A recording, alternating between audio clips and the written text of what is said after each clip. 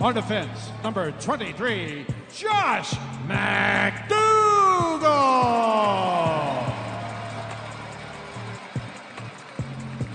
At forward, number 10, Philip Forna Swenson.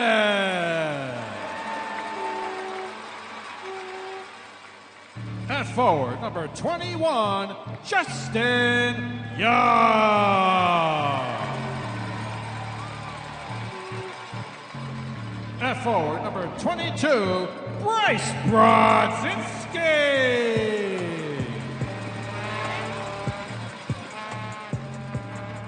And starting in goal, number 32, Thomas Miller.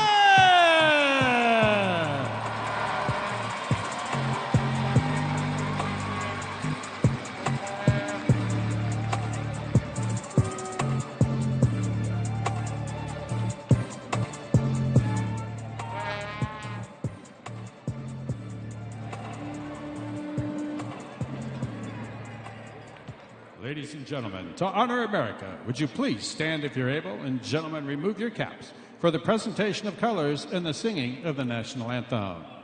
Here to present our nation's colors, please welcome the Langley Honor Guard.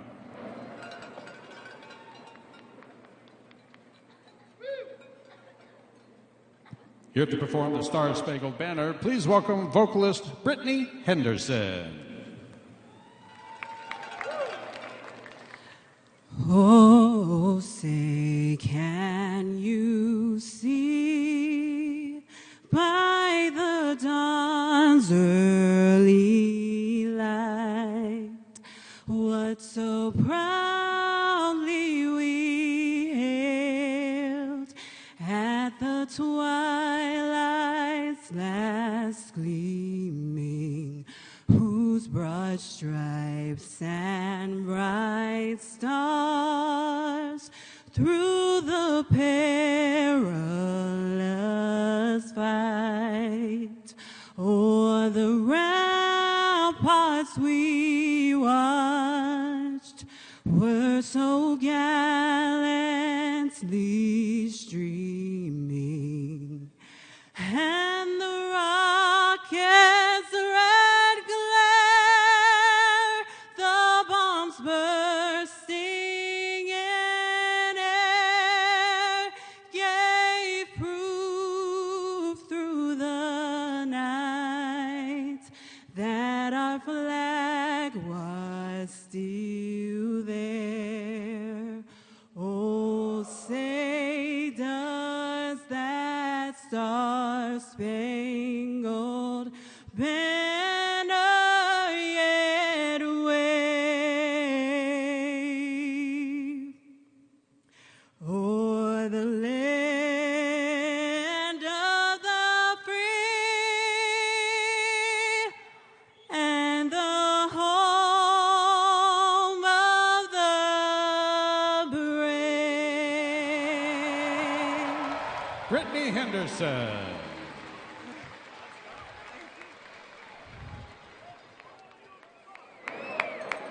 There is nothing like playoff hockey, and we have reached it here in the ECHL. This is the lone game on the schedule here tonight.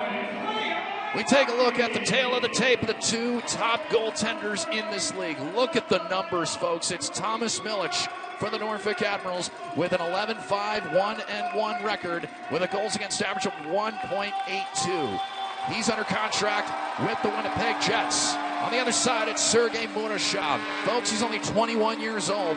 He calls Russia home. 18-7-1 was his record. And what's more astounding is him in the American Hockey League with Wilkes-Barre Scranton. 12-3 was his record with the Penguins, being assigned back to the Nailers 2 days ago.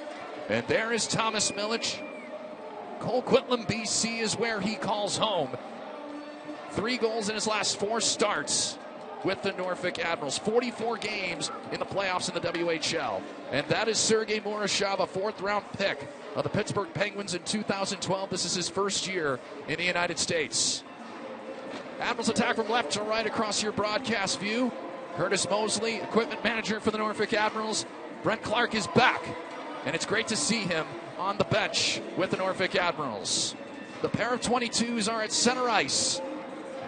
Our head official, Logan Gruel, 29, Hayden Verbeek, 57. The playoffs have started. Sit back and enjoy the Kelly Cup playoffs. Wes, it was a really cool moment Monday at practice. Coach Clark flew back into town, got there midway through the practice. The minute he got on the ice, the stick taps from the team, that was a really beautiful thing to see.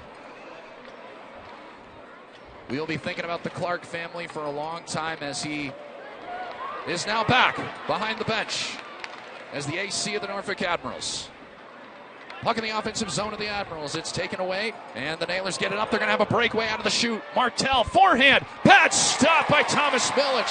35 seconds in, and the pillow of Milic says no. Big first chance for the Nailers, and Wes, the goaltending in this series. You talked about the matchup between Marashov and Milic.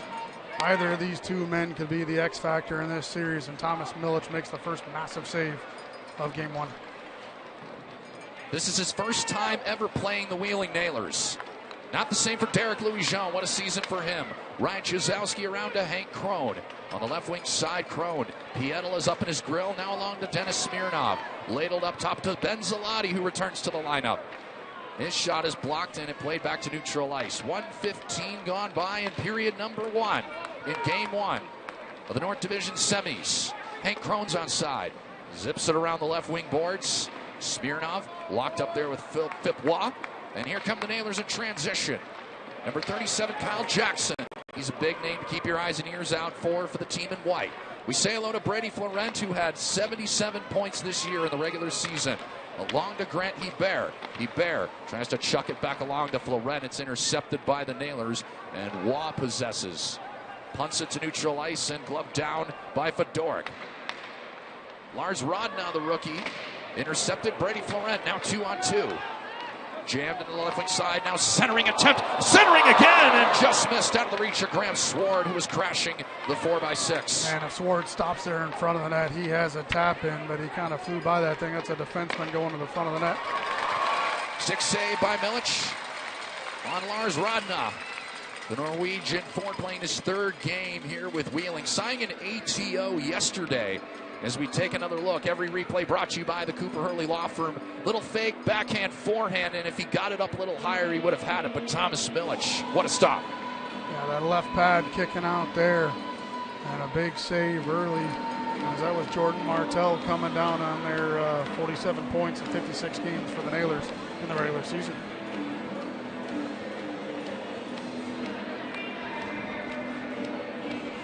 Face off to the blocker hand of Thomas Milic, Sean Montgomery, and Eli Leifers, the Saskatchewan native, 24 in the white. Get used to these names, folks. If you remember the playoff series last year, we learned a lot about the Trois-Rivières Lions and the Adirondack Thunder. Admirals falling in the North Division Finals to the Thunder. That's been on Jeff Carr's mind since May of last year. Jack O'Leary in his first pro playoff game. Shot is blocked. Sword, drive, just wide. Krasa slung around the right wing boards, and we're going to get a high sticking penalty, and it is signaled by Logan Gruel. I think that was on the puck there, not a penalty, but that one looked like it might have hit the crossbar on that point shot from Graham Sword. So our official had his hand in the air and signaled for a high stick. Not a penalty, just played with a high stick. So we get a neutral zone face-off. Evan Knox, one of our two linesmen you see in your picture, number 83. Matt Fox, number 63. The Admirals scored the first goal 43 times in the regular season. On the other side, the Nailers, 35 times. It is so even across the board between these two teams. Jordan Martell, he is high-sticked, and that is going to be a penalty. So we thought that it was a penalty 20 seconds ago. Now it becomes a reality as Jack O'Leary gets his stick up high on Jordan Martell. And we are 2:50 into this Game 1.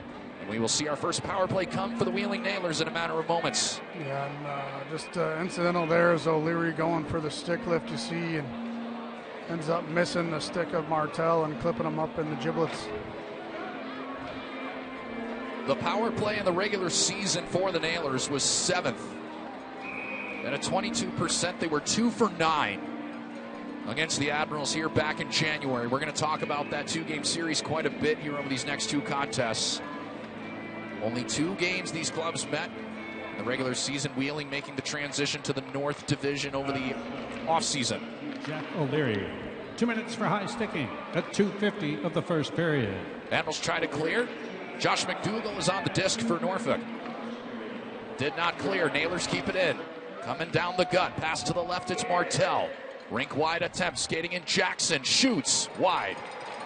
Dangerous chance there. That puck's got to be 200 feet if you're Josh McDougall. He was going for the pass there to the weak side and got picked off. Good stick check by Sean Montgomery in the passing lane. Looking for the seam feed was Martell. Here's Belliveau. We've talked about the value Sean Montgomery brings to this lineup, his ability to kill penalties. You see a great stick right there to break up that play. Admirals wanted an offside. They won't get it. Belliveau, one of the Pittsburgh Penguins contracted defensemen. At the bottom of your screen, Martell sets up shot for Wheeling. Centering feed, turning, and a stop at the pad by Milic. Martell. Played back to Belliveau. Now right circle, Jackson. Belliveau. Drive. Save made. Rebound. Loose and cleared out now by the Admirals to the corner. Derek Louis-Jean, he tries to clear. He's unable to. 1 minute, 10 seconds gone by. Now Louis-Jean, third time's a charm for the Admirals. They'll get changes. 4 shots for Wheeling. None for Norfolk so far. Murashov lays it off. Chase Piettel out of Howell, Michigan. He was a +9 in 9 playoff games with Youngstown in the USHL. Back in 2023, we get an offside call with 15:40 left in the first period, 30. And the minor high stick to Jack O'Leary, and it's good to see Brent Clark back on the bench. You can see it there on the left of your screen. Jeff Carr getting bold at the deadline, bringing in 3 big names.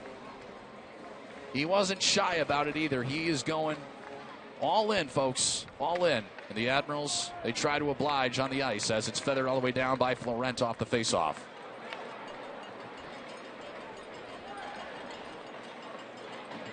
Pietila. Off to the right, entry for the Nailers is clean. Lars Rodna, 10 in the white. Left circle. Surveying his options is Lindgren. Lindgren. Shot is blocked by Connor Fedoruk. Fedoruk did that aplenty in the regular season. We're back to 5 aside. That's a successful Centera Therapy Center's penalty kill. Rodna into the slot. Great stick check by Carson Musser. We've seen the Admirals defensemen getting very aggressive with their sticks in their defensive zone. Good positioning for the sticks of those defensemen for Norfolk. Yeah, and if he misses on that one, that's a Naylor all alone in front of Thomas Milic. So great stick, like you said there, by Carson Musser. Career high 29 points for the Admirals captain this year. He was also a lightning rod in 11 playoff games last year. Stick save by Milic. Puck goes out of play with 14:34 remaining here in the first period. Goose eggs on the board, and Milic so far with 5 saves. His first game back. He played a couple of games with the Manitoba Moose, being reassigned when Eric Comrie was placed on bereavement leave. And in those starts, Milic getting nods against the Iowa Wild, the Chicago Wolves, and the Laval Rocket. 21 games with the Moose this season. An all-star in the ECHL last year. Played the bulk of the third period of that 3-on-3 out at Enmarket Arena against the Savannah Ghost Pirates. He was just absolutely splendid. And he's been splendid ever since he put that blue and gold on. Chizowski save into the chest of Sergei Murashov for the first time here tonight. And we get a little pushing and shoving match. Chizowski get tied up there with Koopman. Chizowski doesn't seem to be having any of it, and he'll step out of that fray. Well, the first of many in a playoff series, the post-whistle scrums. Just an early get-to-know-you session. Chizowski points in 7 of his last 9 Admirals games. And Rail was actually the one who started it with just a little shove. Hockey's version of vigilante justice, if you will. Smirnov in the face-off dot with Phip Waugh, who's a defenseman. Face-off 1, slap shot, off the post, scores!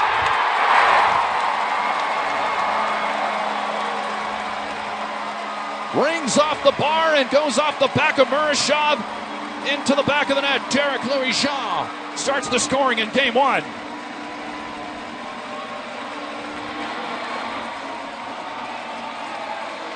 That whole thing, Wes, starts with an offensive zone face-off. Good patience from Hank Crone And Derek Louis-Jean wires that one off the short side post, off the rear end to Sergei Murashov and into the back of the net. And after Wheeling pumps the first 5 in on Thomas Milic, the Admirals strike first in game 1. He had 3 points in 10 playoff games last year, did Louis-Jean. 29 points in the regular season. He was rewarded for his great play last year with an American Hockey League contract. Goal, scoring his first of the playoffs, number 2, Derek Louis-Jean.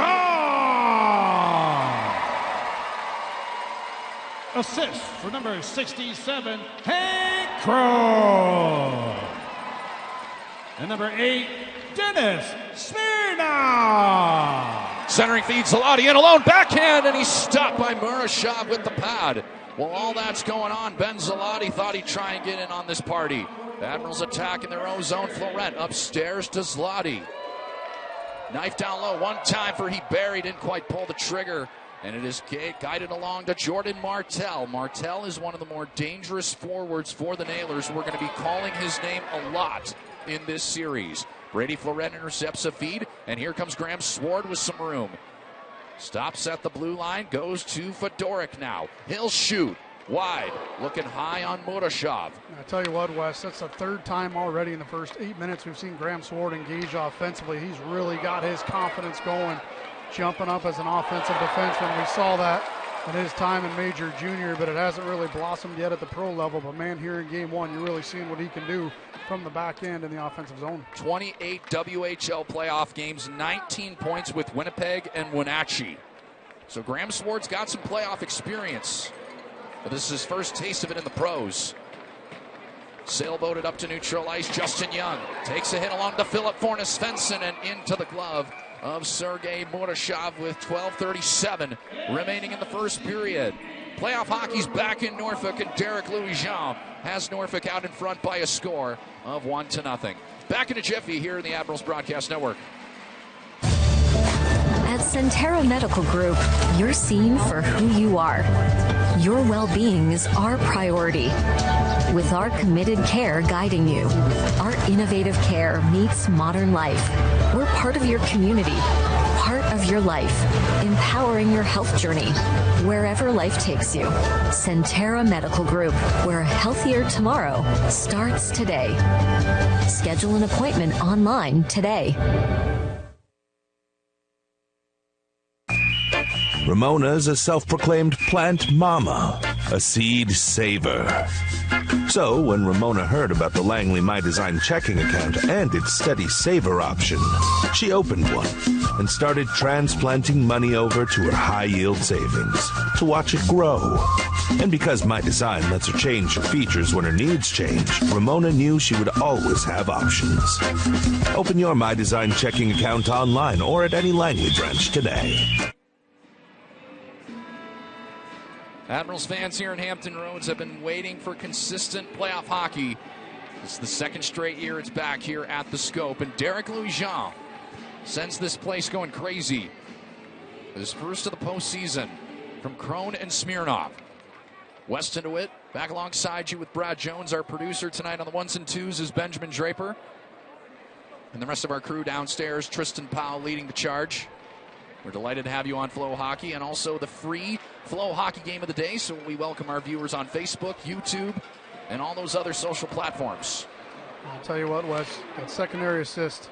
Fornes-Svensson over to Brodzinski, and he hits the post off the crossbar. That secondary assist there for Dennis Smirnov, a big face-off win, but hopefully a confidence builder for him. Last year in 11 playoff games, only 2 assists, so to get a point in game 1, hopefully that gets this number 1 center going for the Admirals, who had 43 points in 50 games in the regular season. 12:05 remains in the first period. Thomas Milic now with 6 saves on this young evening. Bryce Brodzinski, what an absolute snipe this guy's got out of Blaine, Minnesota. Former captain of the University of Minnesota with 22 goals in his rookie season. One of the trio that came over at the deadline. The Greenville Swamp Rabbits, along with Colton Young. And the Admirals will strut out their 4th line, quote-unquote, with Sean Montgomery, Jack O'Leary, and Matt Krasa. It's good to see the youngsters in O'Leary and Krasa earn these spots on the playoff roster. O'Leary well versed with playoffs at Cornell, was playing in the regionals about a couple weeks ago. So he's got experience in his own right. Montgomery, a nice little fit with these two youngsters.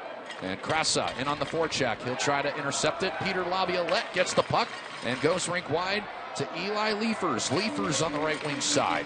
Jams it into the left wing corner. Now up top to David Drake. Drake backhands it into the corner. Nice body check delivered by Eli Leifers. And it's gloved down at center ice by Pietola. Steered right back in by Wheeling. Stick save made by Milic. Definitely early going here. Wheeling, the more physical of the two teams, really making it a point to finish every single one of their hits. 40 wins for the Admirals in the regular season, finishing for third best in the North. Wheeling at one time was 23-5-1. That was when they came here to Norfolk Scope, as Matthew Porcia is denied for the first time, courtesy of the glove hand of Milic. And in that contest, when the Nailers were 23-5-1, the Admirals, well, we mentioned it for those that saw it back on Saturday. We took a little stroll down memory lane.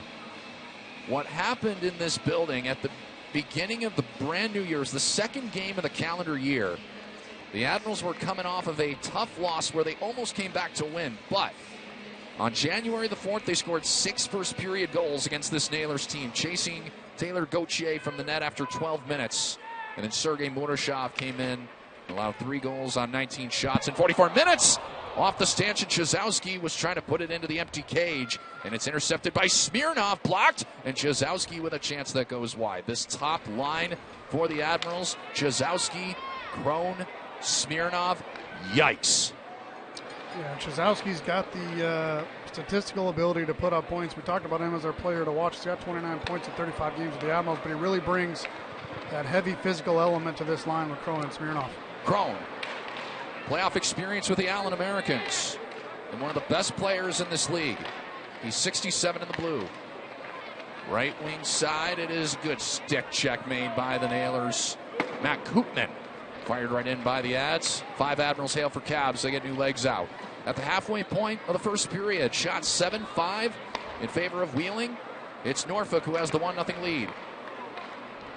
Nice stick check by Colton Young. We continue to point out the great stick checking abilities of the Admirals in their defensive zone, as Milic will stop it. Passed along to Connor Fedoruk. Brady Florent, what a playoffs he had last year. This is going to be an icing as he just missed Colton Young. Fans, don't forget you can get the Family 4-pack playoff edition for tomorrow's Game 2. Get 4 tickets for just $60. Scan the QR code right now on your screen or visit NorfolkAdmirals.com. Game 2 right back here at the Scope tomorrow night at 7:05 before the scene shifts to West Virginia. Yeah, Wes, in this second line of Colton Young, Hebert, and Florent got put together for that 3-3 back in Iowa, and they've been together ever since, and almost every single night probably been the most consistent Admirals line, so they've been impressive together and really starting to generate that chemistry that's just so important. This is the top line for the Nailers on the ice. Beck is one of them. He wanted the pass, and he almost got it, but Graham Swartz stepped in the way. And he'll just chalk it into the right wing corner, but he did not get to the red line in time. So it is deemed an icing, courtesy of Evan Knox, one of our 2 linesmen here tonight. Kyle Jackson, Jack Beck are just a couple of names to keep your eyes and ears out for here in this series. And we'll take a look at their top line after you see the glove save made by Thomas Milic. This top line consists of Beck, Jackson, and Jankowski. It's a very dangerous line that has brought a lot of success to Wheeling this season. And they're going to step out now as Grant Hebert seemingly won the faceoff, but it's a little bit of a false start, so they'll draw it up again to the glove hand of Milic. Beck, a 6th-round pick of Calgary back in 2021. He had 20 points in 19 OHL games. In his major junior career, he has the puck off the faceoff. That was with Sioux and the Ottawa 67s. There's Jackson intercept. Down to Jankowski.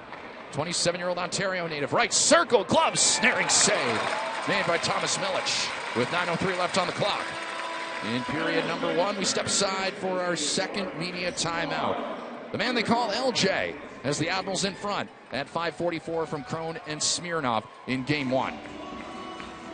Black Rose and Dagger and Flying Tiger Social Club are the premier studios for award-winning tattoos and piercings in Hampton Roads. Serving both Norfolk and now Virginia Beach, our staff strives to bring you top-notch service in a safe, sterile, and upscale environment.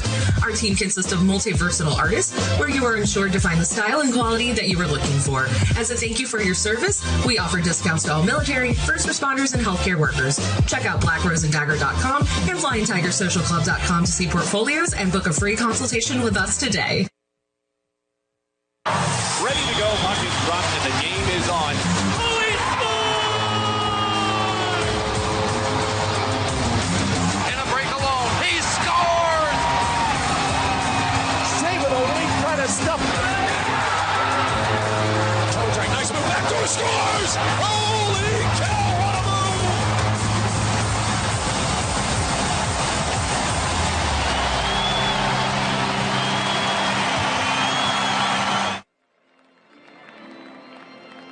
The Admirals dance team on fire in the midst of our second media timeout. Back inside the scope with you in game one of the ECHL's North Division semifinals. The other division semi is the Trois-Rivières Lions, the 1 seed, playing host to the 4 seed, the Reading Royals, who made it on the last day of the playoffs with 2 late wins against Worcester. They'll begin that series out in Quebec, where the scene shifts to Penn Street in Reading. Jackson, right wing side to Beck. If the Nailers are going to have success against the Admirals, this is the line that's going to have to really be the offensive spark plug. And Jack Beck, the 22-year-old, will go to retrieve the cleared puck. 36 points in 36 games played with the Nailers this year for Beck. Coming back from Wilkes-Barre Scranton a couple of days ago, Taylor Gauthier was recalled back to Wilkes-Barre Scranton. A little bit of a swap for Sergei Murashov, who was just tearing it up in the American Hockey League with 12 wins and 3 losses with Wilkes-Barre Scranton. Left wing side, Corsia shot into the chest of Thomas Milic. We see Thomas Milic not seemingly fazed whatsoever by this kind of atmosphere, this kind of game. He played 44 games in the WHL with Seattle, and as a matter of fact, he brought Seattle a championship back in 2022-23. So this is something. He's also won gold medals representing Canada with 2 million plus people watching him in the Spengler Cup. And this is just peanuts for this guy here in the ECHL, as he has a face-off here to his right. Well, and you talked about Murashev. He went, when he got called up to the American Hockey League, he started 11-0 on the season. So he had an absolutely blazing start. But don't forget, Milic played in the playoffs last year with Manitoba as well when he went up and led them to the postseason. So he's got that AHL playoff experience too, which is going to help him here in this series. Was a monstrous reason why the Manitoba Moose were able to get into the playoffs last year.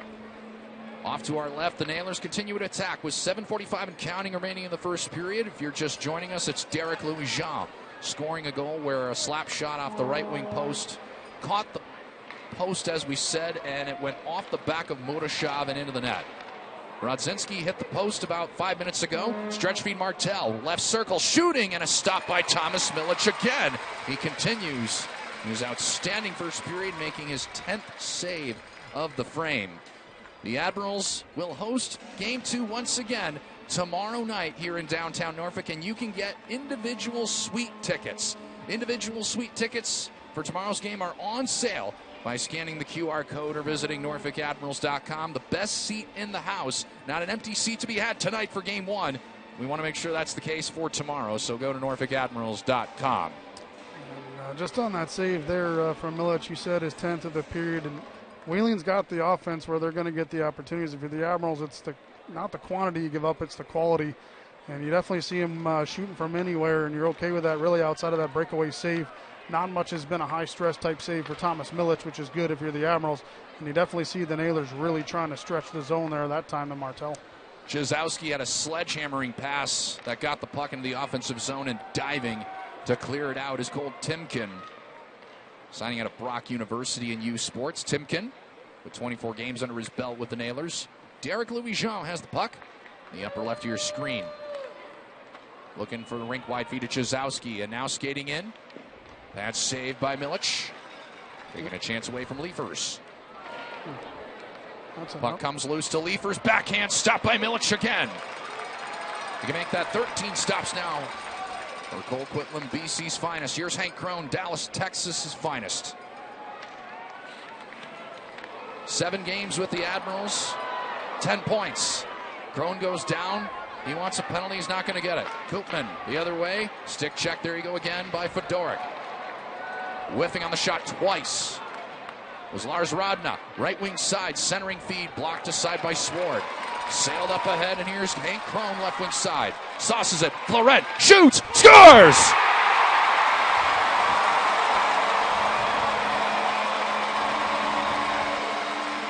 Brady Florent was an absolute superstar in the regular season with 30 goals.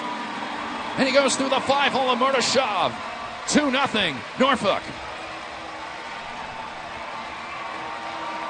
Yeah, and that's one Sergei Murashov's going to want back, but what a headman pass there from Grant Hebert. He found Hank Crone, and that's just a beautiful area pass. Crone saw Brady Florent coming late, trying to catch up in the play, lays that one to space, allows 94 in blue to skate into it, and he let that one go, and that one just found its way through the 5-hole of Sergei Murashov. It's 2-0 Norfolk.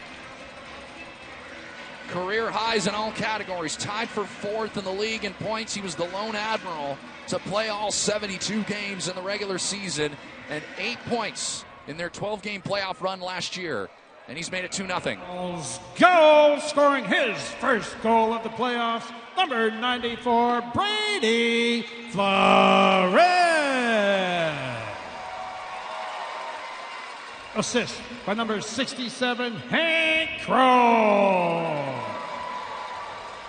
And number 93, Grant Hebert.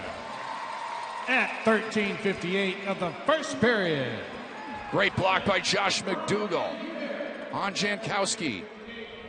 What a career year it was for Josh McDougall. We had the pleasure of chatting with him back on Saturday at second intermission against South Carolina.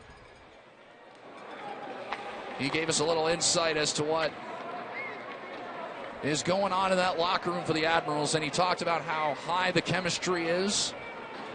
It's at an all-time high right now, and the Admirals, 15 minutes into the first period of Game 1, have a 2-0 lead. This is Mats Lindgren, the 20-year-old. Tucked off to the left for Jordan Martell. Martell is dislodged from the puck, and at the red line, speared right back in by Drake. Goes off of Louis Jean, dangerously to Slotty, and now Jack O'Leary. Homer Cornell, Big Red. Along to Sean Montgomery. Darts it into the right wing corner. Montgomery's on the disc. He had no additional support at the time. O'Leary thought about coming in and giving a crack at it, but it is going to be an icing as Matt Fox signals with his hand in the air. 4:30 remains in our opening period here from downtown Norfolk.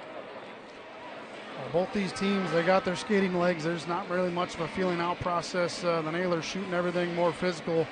The Admirals really using shots from distance to create those screens. We saw the goal off the post, off the rear end, and then we saw a second shot off the post from the Admirals. So both teams here in the first period of Game 1, they're definitely moving and grooving here.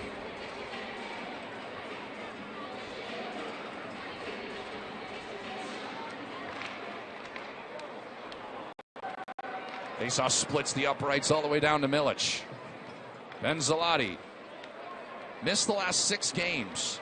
Prior to that, they had 4 points in the previous 4 contests. Florent, Hebert, centers. Off to the right wing side for Colton Young. Off the skate of Drake. Drake has the most experience of all the Nailers against the Admirals in the regular season. Drake has played 25 times against the Admirals in his career, whether it's with the Nailers or the Royals.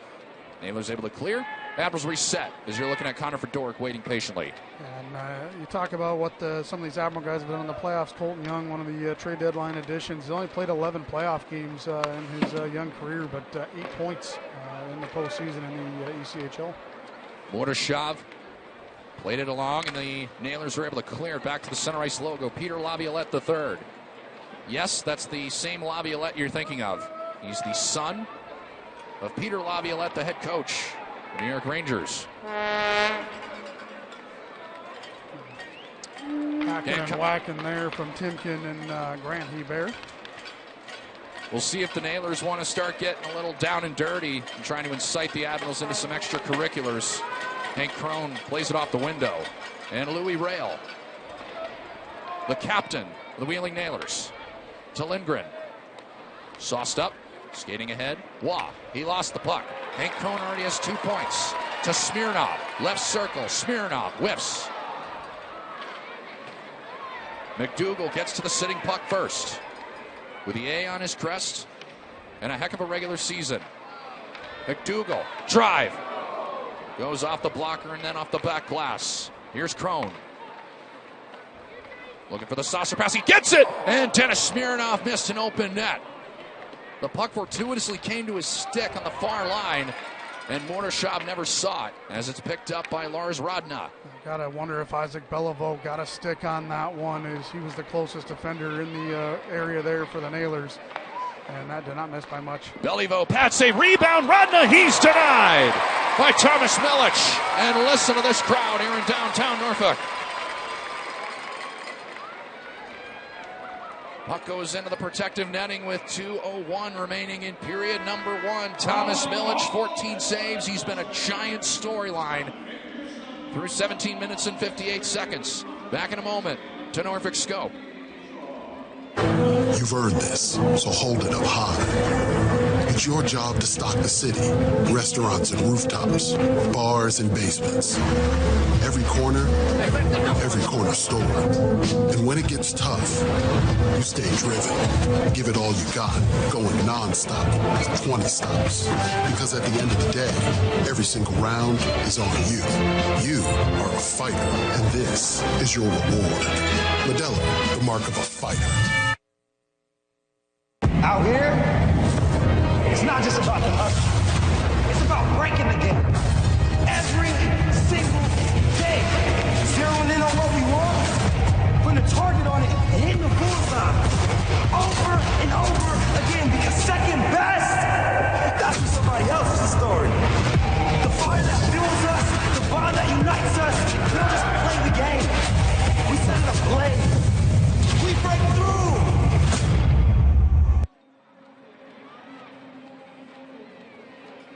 Fans grooving away here at the Scope. Their club's up by a count of 2-0 over the Wheeling Nailers. Here in Game 1 of the North Division semis. Weston DeWitt, Brad Jones, and the rest of our crew back with you. While we have a second, we want to extend another special congratulations. Former Admirals defenseman Dominic Fensori has made his National Hockey League debut. Last year with the Admirals beginning the season here in his pro career. Putting up great numbers with the Chicago Wolves this year. Lindgren shoots. And Milic got a piece of that one as well. And sails up into the protective netting. Fans, don't forget you can get your tickets to the Corona Party Pad for tomorrow night's game by scanning the QR code on your screen. There's still some spots available down there. It's packed to the gills tonight. But make sure you get it before it's gone for tomorrow's Game 2 between the Nailers and the Admirals. Last chance there was 15th shot for William this period, but again, that's no traffic in front, shot from distance. You'll take that if Wheeling's going to pump quantity on net and try to limit the quality you give up. Slugged up ahead there by Montgomery. O'Leary shoots off the back glass. O'Leary with 1 assist in 6 games played. Coming to the team on an ATO. Along with Matt Krass, a great story by Mark Davis of WTKR News 3 yesterday, highlighting the 2 ATOs. Now SBCs, as Krasa's shot is blocked and sails up into the protective netting with 1:22 left on the clock here in period number 1. To finish that thought on Dominic Fensori.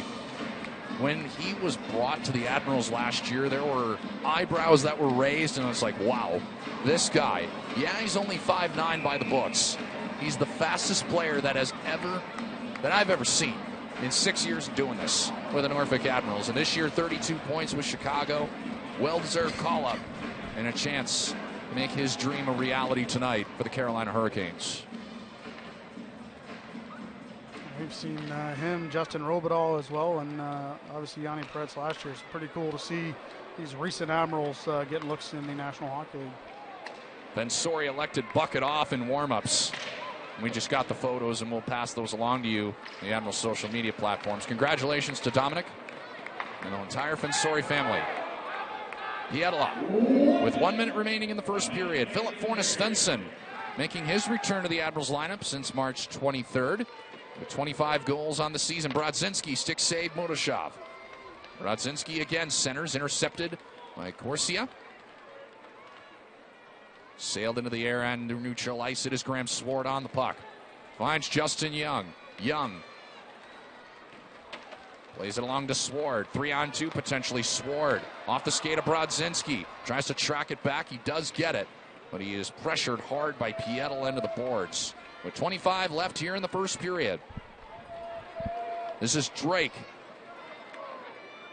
Fedoruk. Back to center ice. Florent. Glove down by Drake. And Martel. Sent along off the bench, shooting. Stop made by Milic. Laviolette. One last chance, intercepted by Fedoruk. That's going to do it for the opening 20, and a big-time hit by Laviolette at the end of the period. And that's going to set off a frustrated Admirals group, including Grant Hebert, as Peter Laviolette chucking away. Well, some frustration maybe settling in here for Wheeling. They've put up 16 shots onto Thomas Milic, and Peter Laviolette letting his frustration show. Fedoruk's tied up. He just got body slammed. I think that was Pietila that just looked like a WWE move there on Fedoruk, and he's hammer fisting him on the ice. Laviolette having to be restrained away from your picture. He's going to go down the tunnel, and Grant Hebert goes as well. And the rest of his teammates will follow suit. It is not a secret what happened last year in round one between Trois-Rivières and Norfolk. Things just got absolutely out of hand. And you hope that it doesn't happen here with these two teams. A good first period for this Norfolk Admirals squad. We take a look at what set all this off. Laviolette had the puck, lost it. Fedoruk just innocently was down on his knee, and then Laviolette comes in and hits him. And that's when Hebert came right after Laviolette.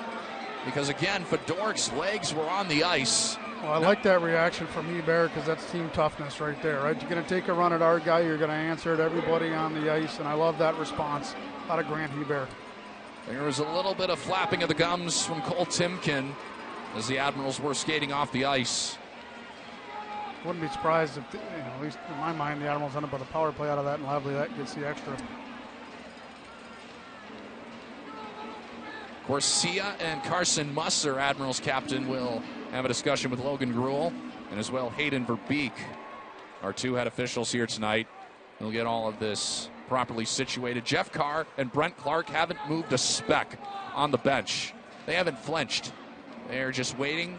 That's rare for them, too. Yeah, it is. They are waiting patiently as Carson Musser is going to get the explanation here, and we will sort all this out and see if the Admirals start with a power play or if we play five-a-side to start period number 2.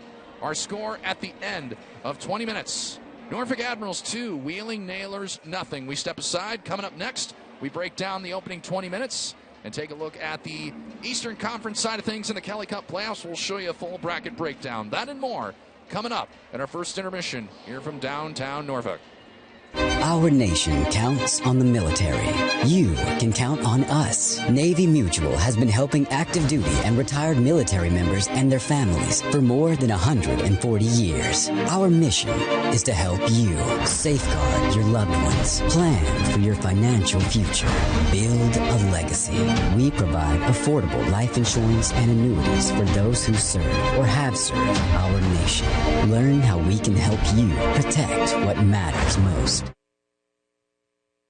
WGNT 27 has moved up to Cox Channel 44, where you can catch news in the morning on your time. Good morning. Thanks for starting your day with us. Watch evening news at 7 that's worked around your schedule, and late news at 10 that's not too late, helping you get to bed on time. Thank you so much for watching. Oh yeah, did I mention we broadcast Norfolk Admirals games? Score! WGNT 27, your home for local news and sports, now on Cox Channel 44. Don't let a corporate franchise sell you an overpriced air conditioning system that you may not need. Call Fusion today for your free and honest local second option.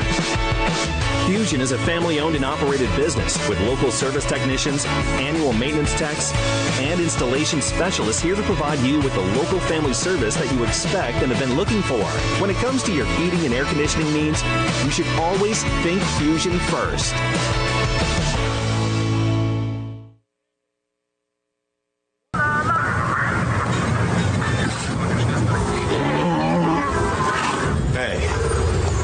On the mountain, we've got a saying. Get off your ass.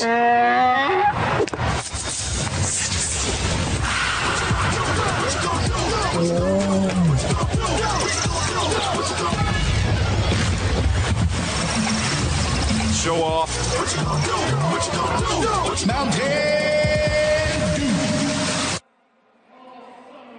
Whaler Nation Mites are on the ice enjoying the spotlight here in Game 1 of the ECHL's North Division semifinals. Final shots on goal in that opening 2016 for the Nailers and 8 for the Norfolk Admirals.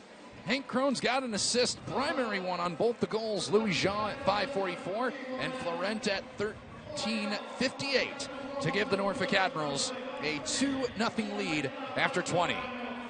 Welcome back inside the broadcast booth, everybody. Brad Jones, Weston DeWitt, we're delighted to have you here for Game 1 of the ECHL's North Division semifinals. And a special hello to all the viewers on the free game for FloHockey, whether that's YouTube or the Admirals Facebook page. Thank you so much for joining us here on this Wednesday night. So worth noting, at the end of the period, it was Peter Laviolette who did get 4 minutes. So the Admirals will get a power play to start the period as Grant Hebert goes off for 2 minutes. But it's going to be very important, partner, for the Admirals to assert their dominance on the power play here to start in period number 2. Yeah, full 2 minutes on fresh ice, which, depending on who you ask, sometimes you don't like the break having to start it fresh, but you got a clean sheet.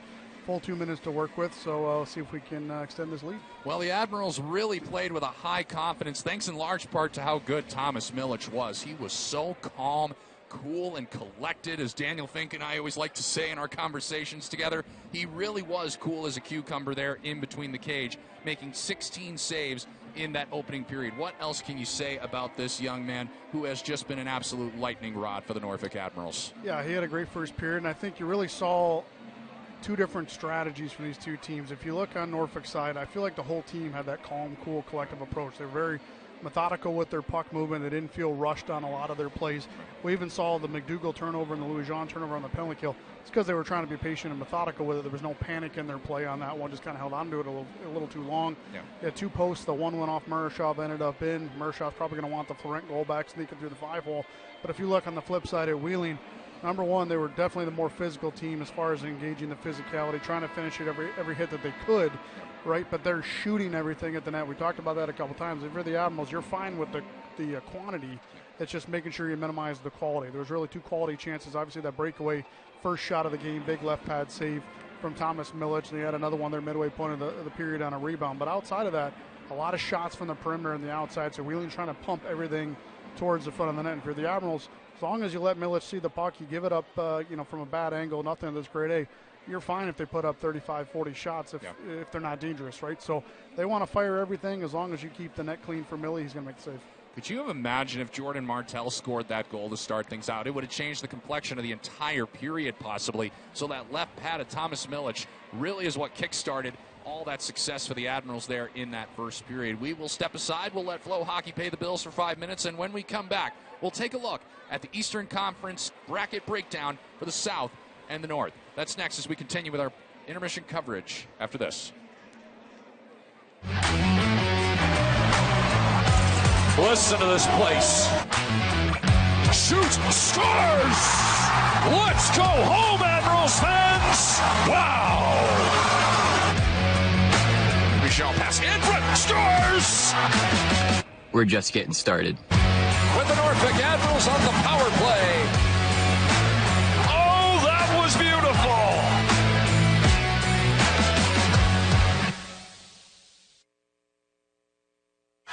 For real casino gaming, there's no place place like Rivers Casino Portsmouth. Play over 1,400 of today's hottest slot machines like Dragon Link, Ultimate Fire Link, Buffalo, and more of your favorites. And live and electronic table games like Blackjack, Baccarat, and 3-card poker. Rivers Casino is your favorite new destination for gaming, dining, and entertainment. So come play today. It's time to get real at Rivers Casino Portsmouth.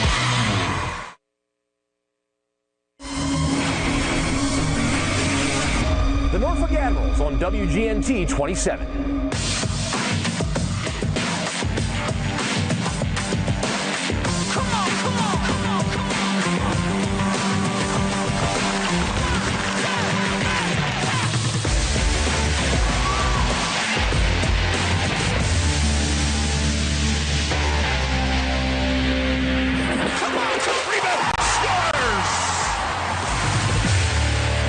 Admirals on WGNT 27. Centera. We improve health every day. More simply, affordably, and personally. Why? It's what we were born to do. How? With high-quality health care and exceptional health plans. All for the patients, members, and communities we serve. Centera. Improving health every day.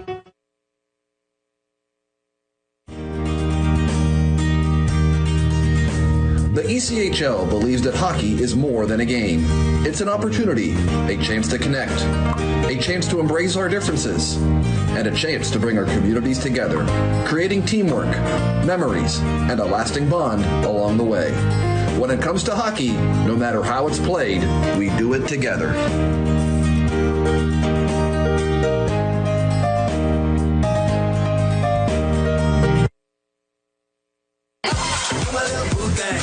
I'll give a hoot what you do, say, girl, I know. Tell 'em I'm next. Tell 'em you find a little something fresh, I know. Tell 'em I'm next. Tell 'em you find.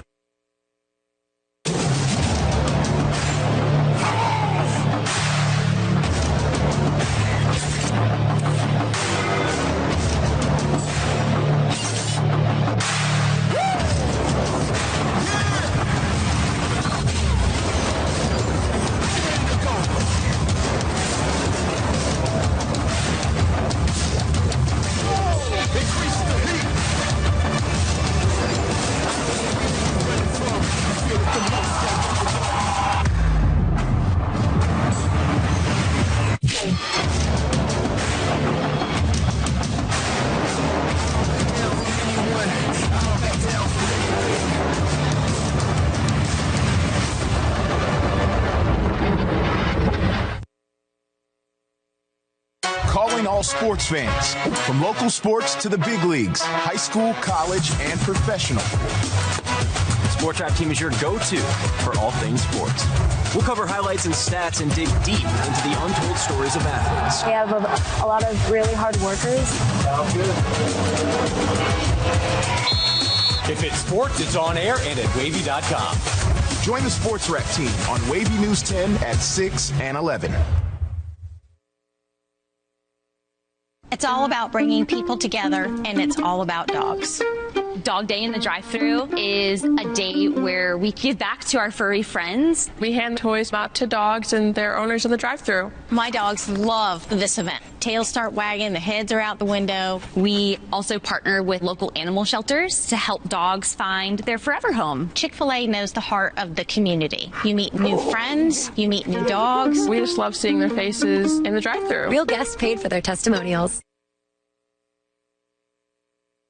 Whether traveling for business or pleasure or other reasons altogether, Norfolk Airport is working nonstop to make your trip an easy one. No matter where you land, life takes off from here. So should you. Life is made of moments, connected to other moments. Big moments. Small moments. Wonderful moments you wish would last forever. First moments are why we do what we do. live them over and over. Through you. Williamsburg Winery at West 600. Welcome back to Norfolk Scope. Weston DeWitt, Brad Jones, and the rest of our crew. Delighted to have you here on FloHockey here tonight. It is the Norfolk Admirals and Wheeling Nailers in the only game on the ECHL docket here tonight. They will play Game 2 tomorrow right here in downtown Norfolk. Let's take a look at the North Division standings bracket for the Kelly Cup playoffs. We already know what the Wheeling Nailers and Norfolk Admirals are all about, but we are all very interested to see how the Trois-Rivières Lions take on the Reading Royals because, partner, the Reading Royals are coming in as one of the most energetic, hungry, and flying under the radar teams in the ECHL as they take on the Trois-Rivières Lions in a matter of days. Yeah, it's an interesting series. If you asked me around Christmas time if this was a series, I'd say Trois would sweep that series no problem. Now, I still do think that Trois is going to win this series, and I think they're built for playoffs. I said that earlier this year. They're big, they're strong, they're deep, they're talented. But man, what a run Reading has been. 15-6-3 over its final 24 games, including that sweep of Worcester in the last 2 games of the season to even get into the playoffs. So they went on an unbelievable run to come from really dead man's land to make that 4th and final playoff spot, Wes. And, you know, the problems, 3 of the last 5 games the Admirals played the Royals, they lost, and really we couldn't score. I mean, Papura and Petrozelli and net, but they're really good defensive teams. So if they can find a way to limit that dangerous offense of the Lions, they may stand a chance in that series. Trois-Rivières and Reading under the lights at Colisée Videotron. That series will begin coming up on Friday, April the 18th at 7 o'clock Eastern Standard Time. And let's take a look at the South Division standings as it pertains to the brackets. This is very interesting. These are 4 teams that could very well be in conversation for raising the entire trophy. But the South Carolina Stingrays that we just saw a few days ago, they are loaded. They got all their heavy hitters in the lineup. They take on the Orlando Solar Bears. And, of course, because you have to, the back-to-back-to-back Kelly Cup champion Florida Everblades have to be paid attention to because, one, Cam Johnson is there, but the Jacksonville Icemen will look to try and solve this puzzle that is the Everblades in the Kelly Cup playoffs. Yeah, I mean, if you start with Orlando and South Carolina, everyone knows what South Carolina did this year, 52 wins, winning the Brangham Cup. They were unbelievable. They're deep. They have a 3-headed monster in net that they can really roll with anyone and feel comfortable on any given night. Orlando pulled that big upset last year, really. Evan Fitzpatrick, what he did in goal, led them to that first-round upset last season. These 2 teams haven't met in the playoffs since 2019, and both were won by Orlando. 4 games to 1 in 2019, 4 games to none in 2018. So, again, that's one of those on paper. South Carolina should win that series, but Orlando has played the upset Kings in series before. Then you look at Florida Jacksonville, Cam Johnson. I mean, you know, the Everblades have won 3 straight. They've won 4 total Kelly Cups, so it's going to be an exciting matchup with them. 42-win team in Jacksonville as well. Another 2 versus 3 matchup, just like we see here. That should be very intriguing to us. Well, the Kelly Cup playoffs are just juicy from top to bottom. We'll give you the Western Conference details later on at our second intermission. We'll step aside, and when we come back, we have highlights from the opening 20 minutes here from downtown Norfolk in Game 1 of the Kelly Cup playoffs in the North Division semis. You've earned this, so hold it up high. You push through working hours and after hours. You are a fighter, and this is your reward. Modelo, the mark of a fighter.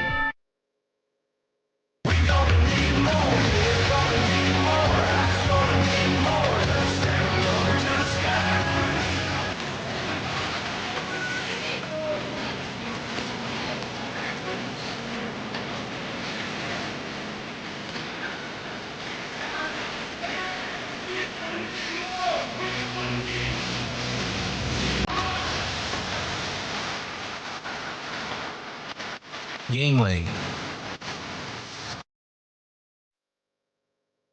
So hot in here. But don't worry, I'm going to make a call. I got a bud for that. Bud's Plumbing, Heating, Air Conditioning, and Electric. Locally owned and operated with over 50 years of legendary service in Hampton Roads. No matter what you need, you've got a Bud for that. Visit us online at budsusa.com.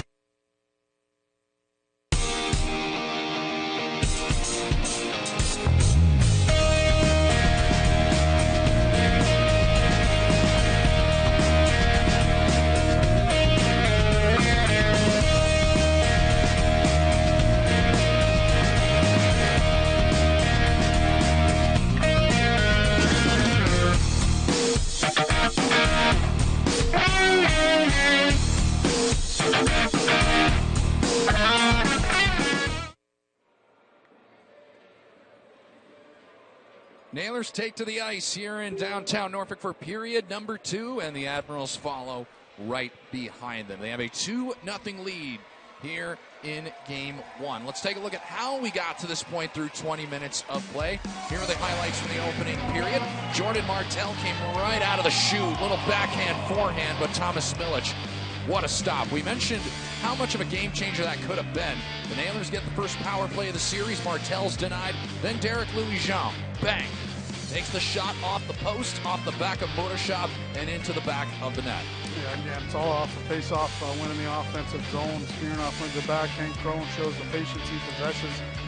And Louis-Jean with the ball. Glove save made by Milic, and at the other end, Brady Florence, simple shot, and squeaks through the 5-hole of Sergei Murashov, and we slow it down. I mean, it really is a stop that Murashov normally stops, and like you said, he's going to want to have it back, but he's going to have to live with it now as he's off to our left.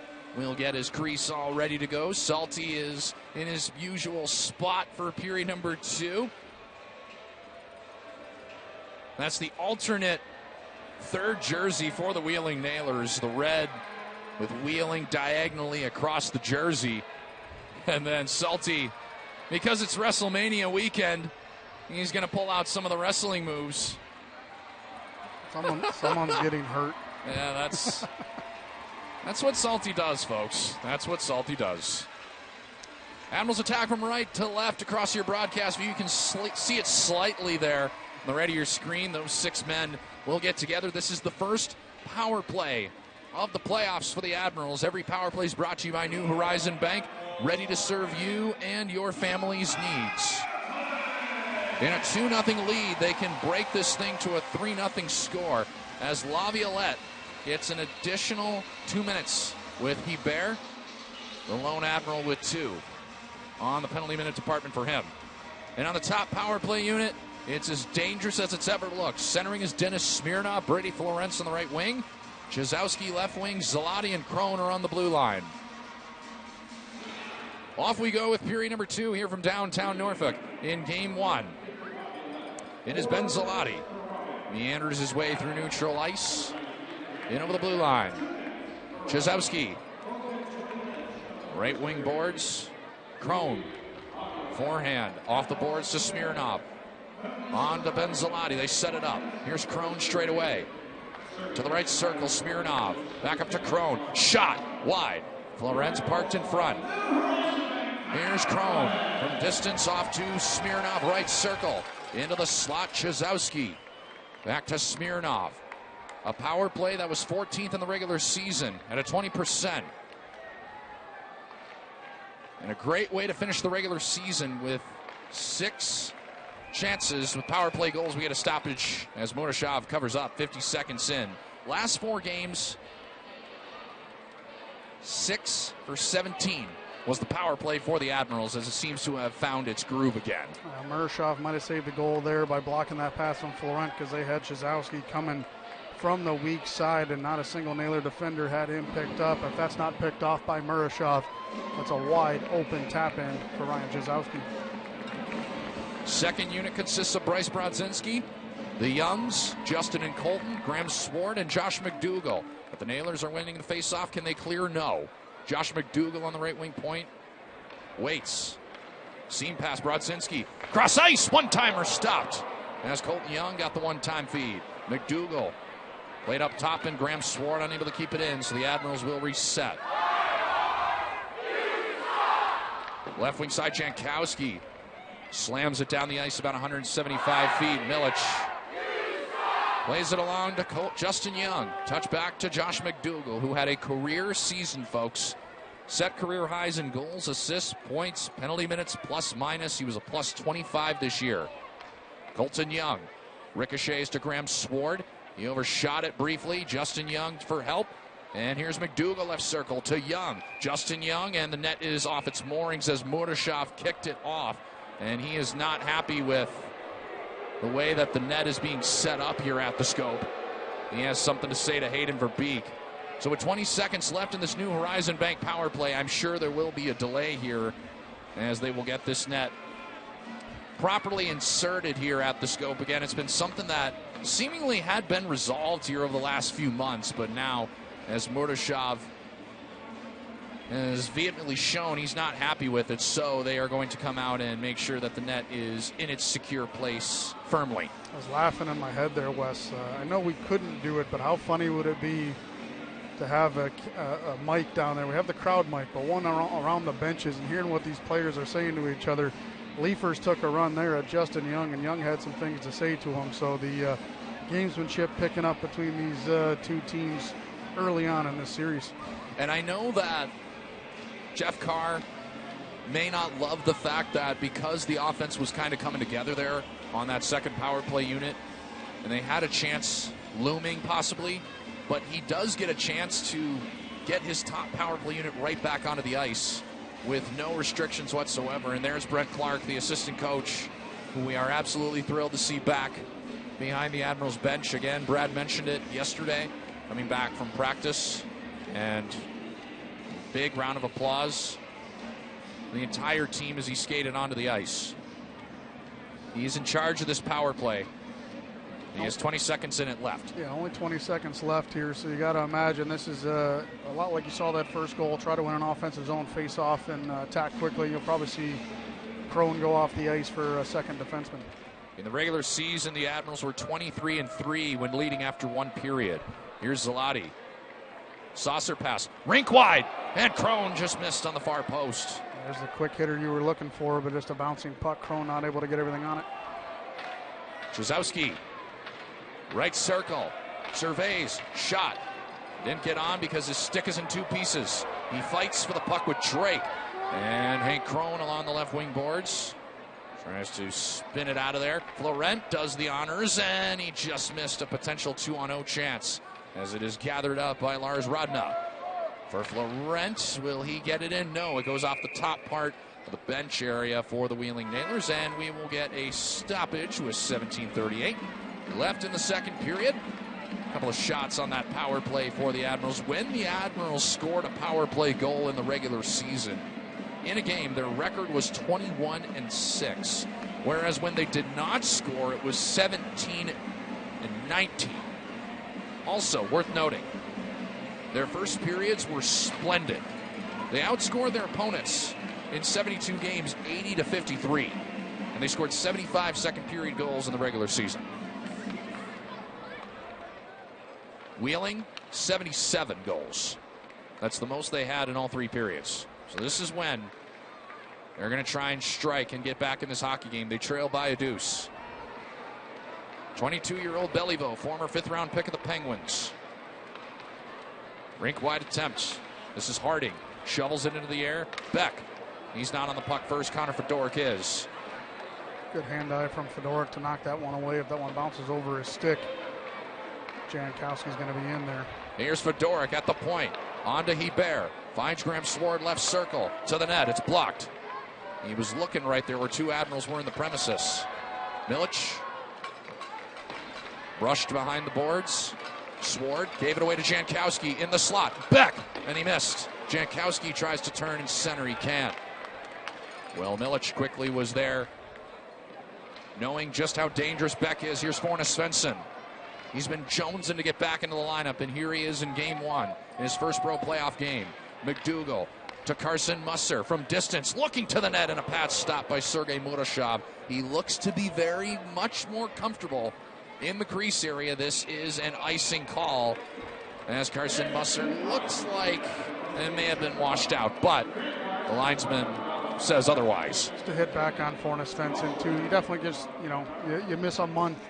It's going to take time, especially when you jump into a playoff game, to get back in the flow of that feeling out process. So you definitely see that with him. He was on an absolute tear before his injury. So for him, just getting those repetitions in and getting the feet moving, getting back up to pace here, and he'll be more and more dangerous as the series progresses. We mentioned it's his first pro playoff game, but he had some solid playoff experience over in Sweden, where he played 23 games in the playoffs back there in his home country.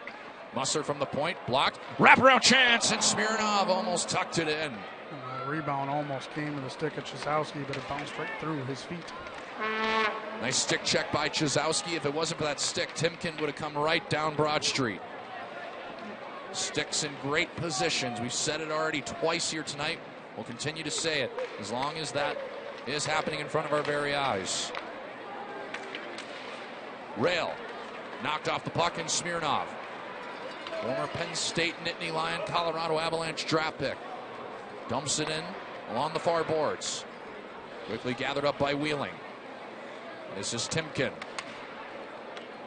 Zalati watches him go by. To the point, no one there for the Nailers. It goes all the way back down to our left. We skate 5 aside, and the Nailers do not have a shot here through about 4 minutes and 40 seconds of the second period. This is the 37th all-time matchup between the teams.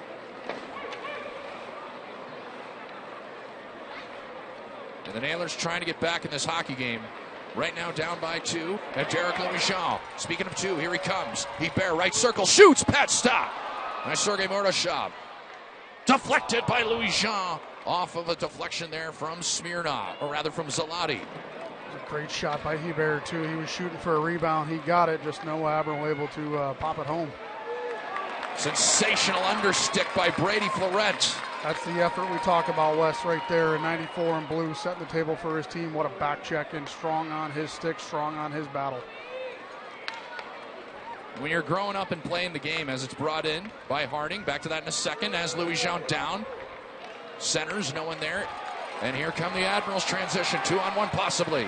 Hebert left side, Hebert to Young. Colton Young is denied by Mordashov. And we get a stoppage with 14-18 left in period number 2. And Colton Young, he's got some great playoff experience with the Greenville Swamp Rabbits. He gets his first grade A look as a Norfolk Admiral in the playoffs. What a pass from Grant Hebert. And we can feel Sergei Mordashov really starting to heat up here in period number 2. Well, I think right there, that's if you mentioned it earlier in the period there, he's starting to look a little bit more comfortable, but that right there is his game, his lateral movement, left to right, right to left on that time, going from right to left on that 2-on-1, just in position. He's so quick laterally and makes a nice save on Colton Young. Fedoruk off the draw, shot, blocker save. Orna Svensson held up, that'll be a penalty, clear as day. And it doesn't seem to be very much agreed with by the Wheeling defender in number 73, Mats Lindgren, but his hands were wrapped right around him, and that's as clear of a hold as you can get. 14:08 left in the second period. The Admirals will get another New Horizon Bank power play. And to finish that thought on Florent, by the way, as we take a look at the penalty. Yep. Yeah, can't use that free hand right there. I don't know what you're arguing about. That's a penalty, 10 out of 10. When you're playing the game growing up, you don't love hearing skate harder, back check, forecheck. You just want to score goals because of the way that social media is nowadays. You just are always looking for the fancy play. But it really, if you're instilled early on at a young age to back check and forecheck with every ounce of your fiber, the way that Florent just did, it is going to serve you very, very well. Case in point for Brady Florent right there. Well, you got to be a 200-foot player, especially come playoff time, to be successful. And you know what? If you're a goal scorer and you score 50 points, that's great. But if you're, minus 70, that's no good to your team. So you got to play both ends of the ice, and we've seen that out of Brady Florent right there, setting a great example for his whole team. Another chance on the New Horizon Bank power play here for the Admirals.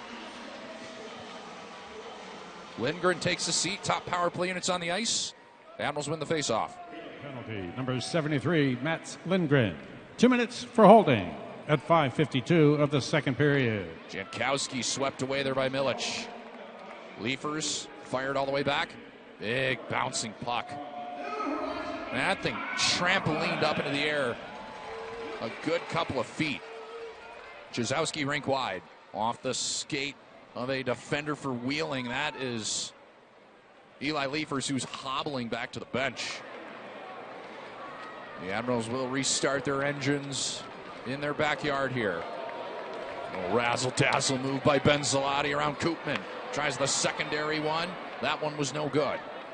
We've seen Zalati out of the lineup. That's that change of direction and his ability to transport the puck out of his own zone was definitely missed, especially on this power play. Picked up by the Nailers once again. That's Louis Rail, and he will clear it all the way down the ice. Rail is proclaiming he was slashed, but we do not get a penalty there. Louis Rail at the end of his shift gathers up the disc, Right back into his offensive zone. 50 seconds left. A minor penalty here to Lindgren. If you're just joining us, Derek Louis-Jean at 5:44 from Crone and Smirnov. Florent at 13:58 of the first period. From Crone and Hebert. That's our scoring. The Admirals trying to tackle on here. Great job by this penalty kill for the Nailers. They clear it down the ice 200 feet. They were 13th in the regular season on the penalty kill. I think the difference we've seen in the two power plays for the Admirals so far, on the first one, they won the offensive zone face-off, were able to set up in zone and get to work here. On the second one, they lost that face-off, and it's they've had trouble getting through neutral ice on Wheeling here with their penalty kill neutral zone. And the Admirals have been unable to get set up as the power play is coming to an end. Hebert deflected, just missed there by Brodzinski. Hit the post back in about 3 minutes into the first period. Back to 5 aside, Lindgren. Martel rips it off the back glass. That thing was labeled top shelf. It did not miss by much. Martel with 16 goals in the regular season, his third full year as a pro. And to close the regular season for Martel, he had points in 4 of 5 games. McDougall, toss back to Montgomery, shelves it off the window. And Brodzinski tries to play it up ahead for an odd man rush. Glove down by Lindgren. And Milic swept off. Where it is Graham Swart. Elevators it back to neutral ice. We play 5 aside. And 11:20 and counting. Remaining in the second period. This is game 1 of the North Division semis. Game 2's tomorrow, where the scene will shift back to Wheeling for the rest of the series. And Josh McDougall. 6 goals, 39 assists for the Prince Albert, Saskatchewan native this year. Very patiently picks his spot. Chooses to go to O'Leary. It ricocheted off his stick. And picked up by Finn Harding. Harding, 23 in the white. He's intercepted. Here's Trzowski the other way. Little miscommunication there, slight between him and Smirnov. Louis-Jean, he's so deadly at the blue line there, and he almost lit up the wheeling forward in Waugh. And Louis-Jean was getting an earful from Cole Timken, and Louis-Jean just shrugs it off. We step aside, 2-0 is our score. Norfolk over Wheeling here in game 1 of the North Division semis. Hi, Norfolk Admirals hockey fans. I'm Jan Jeffcoat from the National News Desk. Depend on our network of nearly 4,000 local journalists when news breaks across America. Locally covered, nationally connected, the National News Desk covers major breaking news across the nation, region by region, state by state, city by city. The National News Desk is America's News Now. Weekday mornings beginning at 6 on MyTVZ. Hey, grab me one too.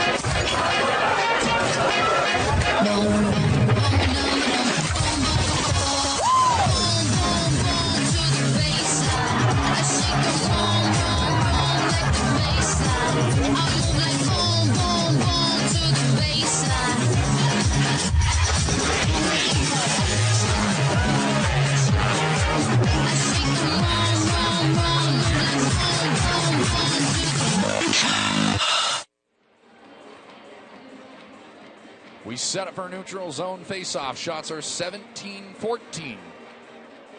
Wheeling with the edge in this period. 6-0 Admirals. And you can purchase your Kelly Cup playoff packages right now by scanning the QR code on your screen. There's a lot of great packages that come with Kelly Cup playoff tickets. Visit NorfolkAdmirals.com to secure your packages today.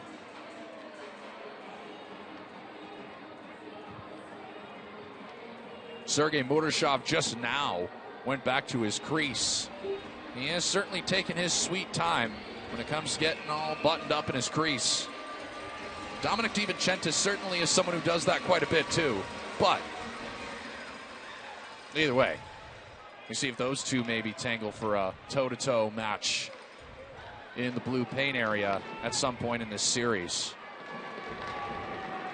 DiVincentis has been up with the Manitoba Moose for a while now. Getting a lot of starts for Manitoba this year, and to be exact, 26.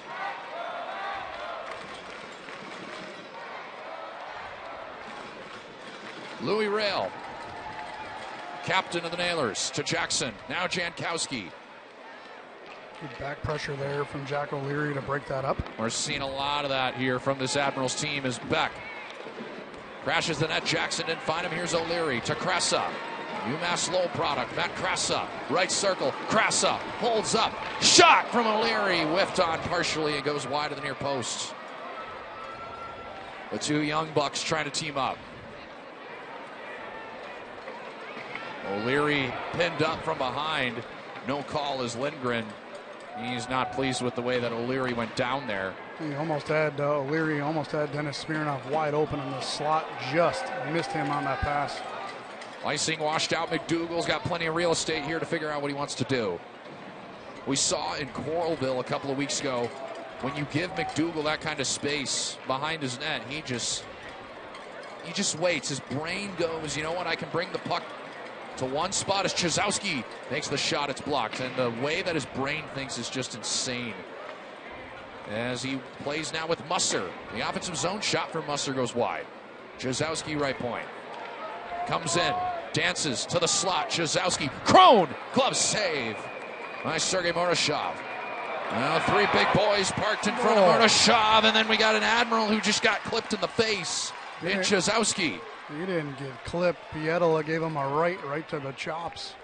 And no penalty is going to come from that. With 8:41 left in the second, we will step aside for our second media timeout.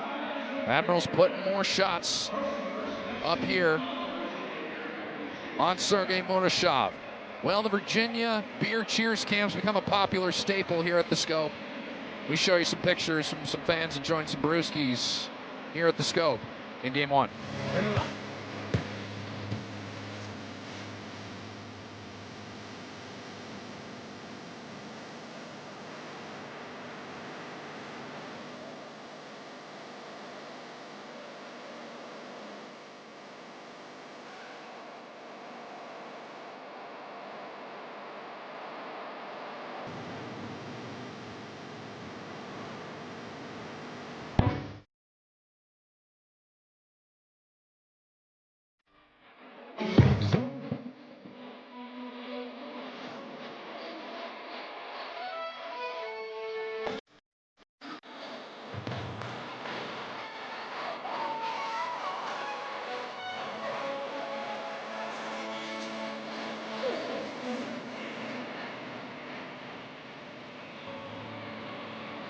Playoff hockey here in Norfolk is something special. These fans are all witnesses to it here tonight. We're at the halfway point of this hockey game. Our score's 2-0 in favor of the Norfolk Admirals. We take a look at the last chance from Crone, and then Pietola with a chop there to Smirnov, and then Chazowski. Yep, sure enough, it was a right by Pietola to Chazowski. That set everybody off. But we skate 5-a-side, and we're back to action here in downtown Norfolk. It was a great play by Josh McDougal leading to that chance. He pinched up. I think everybody thought he was going to play that puck off the wall. He let it go through to Chazowski, and he was able to set up Crone for the good look there on Moroshov. Garcia, the Massachusetts native, what a season for him. To Pietola, 20 in the white, to the blue line. Forks it into the near corner. First on it, McDougal. This defense has been spectacular tonight. Rudzinski leads the rush up ice. Right wing circle, the former Golden Gopher. From a strong hockey bloodline. Plenty of brothers doing a lot of great things in the hockey world. Nice move by Sword. Razmataz moving into the chest of Sergei Moroshov from the left circle with 7:49 remaining here in our second stanza. Don't forget, Game 2 takes place tomorrow at 7:05 right here from the Scope. You can scan the QR code on your screen right now to get your tickets. Go through the FIVO link at NorfolkAdmirals.com. That's a great way to purchase your tickets for Game 2 right here at the Scope tomorrow.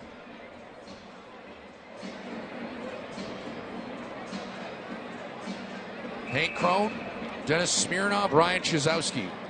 Absolutely deadly line. Crone with 2 assists, now has 13 points And this is 17th game in the playoffs as a player in the ECHL. He's already got a contract locked up in Switzerland for next year, and this was why he came to the Norfolk Admirals from the deadline from the Idaho Steelheads. He wants to win a championship before he heads over to Switzerland, and what a way to do it here in Norfolk. He's loved every second of being here with this Admirals team, reuniting with his good friend Justin Young, former teammate as well, and Grant Hebert. And he has been a shoe-in here as Dennis Smirnoff, right wing side, on his backhand. Tries to maneuver his way around Beliveau. He does get it into the trapezoid area. It's picked up by the Nailers, and they will get it through center. Puck bouncing along. Derek Louis-Jean is first on the scene. Nice pass up ice to Chizowski. Here's Ryan Chizowski on side. Ricochets to Montgomery. Trying to get position is Montgomery. He gets enough. Crone.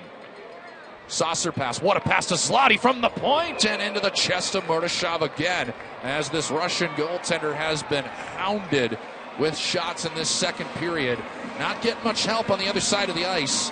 9 shots to 1 for the Admirals at present in period number 2. It was a great pass there from Hank Crone to get it to the point, and simple snapshot from the point, but good traffic in front from Sean Montgomery, trying to take away the eyes of Murashov, who's able to fight through the traffic and find that one. Shots even now, 17 apiece. But no goals in this period. Grant Hebert coming over from Manchester in the EIHL earlier this year. 10 points in 16 career playoff games for him. All with the Allen Americans prior to tonight. Jankowski touched along to Jack Beck, 22-year-old rookie sensation, signed in the AHL with Wilkes-Barre Scranton. Not much doing there on that dump and attempt. Brady Florent shovels into the left wing corner. Rails there first. Puck kept in by Sword. Tossed down low, Florent and Rail tie up. Lindgren tries to get free. He does just enough. Rail, rink wide. Misses Beck.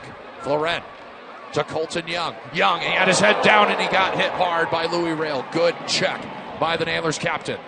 Everybody on the Nailers bench just stood up and applauded the man with the C on his chest. Yeah, it was a little bounce there for the Admirals, led to a 3-on-2 and a little entry pass to Colton Young, but he picked it up with his head down, and like you said, that's just a good hit there from Louis Rail. Third year with the Nailers. He has 8 points in 8 career games against the Norfolk Admirals. Does Rail.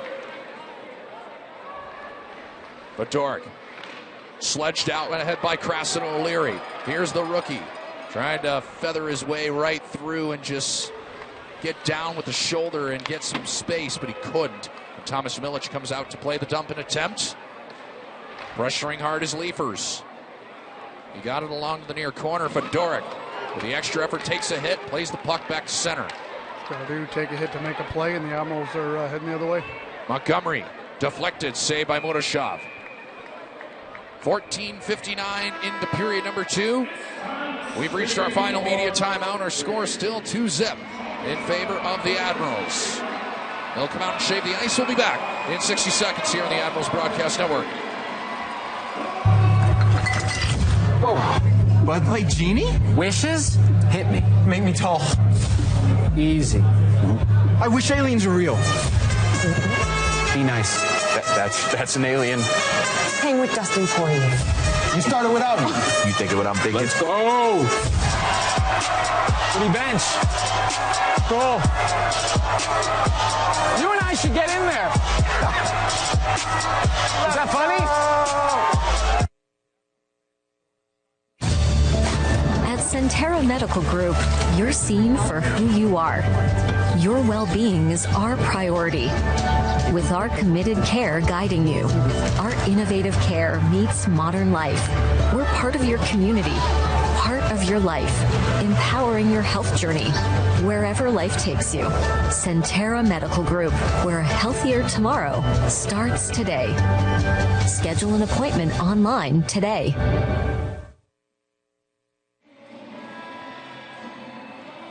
Cult of Personality, the song blasting over the PA system. Nearing the tail end of period number 2 and a 2-0 Admirals lead here in game number 1. And don't forget, while the scene shifts to West Banco Arena, there's plenty of chances to watch the Admirals at the Waterside District, the official playoff watch party for games 3, 4, and 5 if necessary. Stay tuned to the Admirals socials for more details. That was such a smashing success last year. We can't wait to see all of you out at the Waterside District for the watch parties of round 1.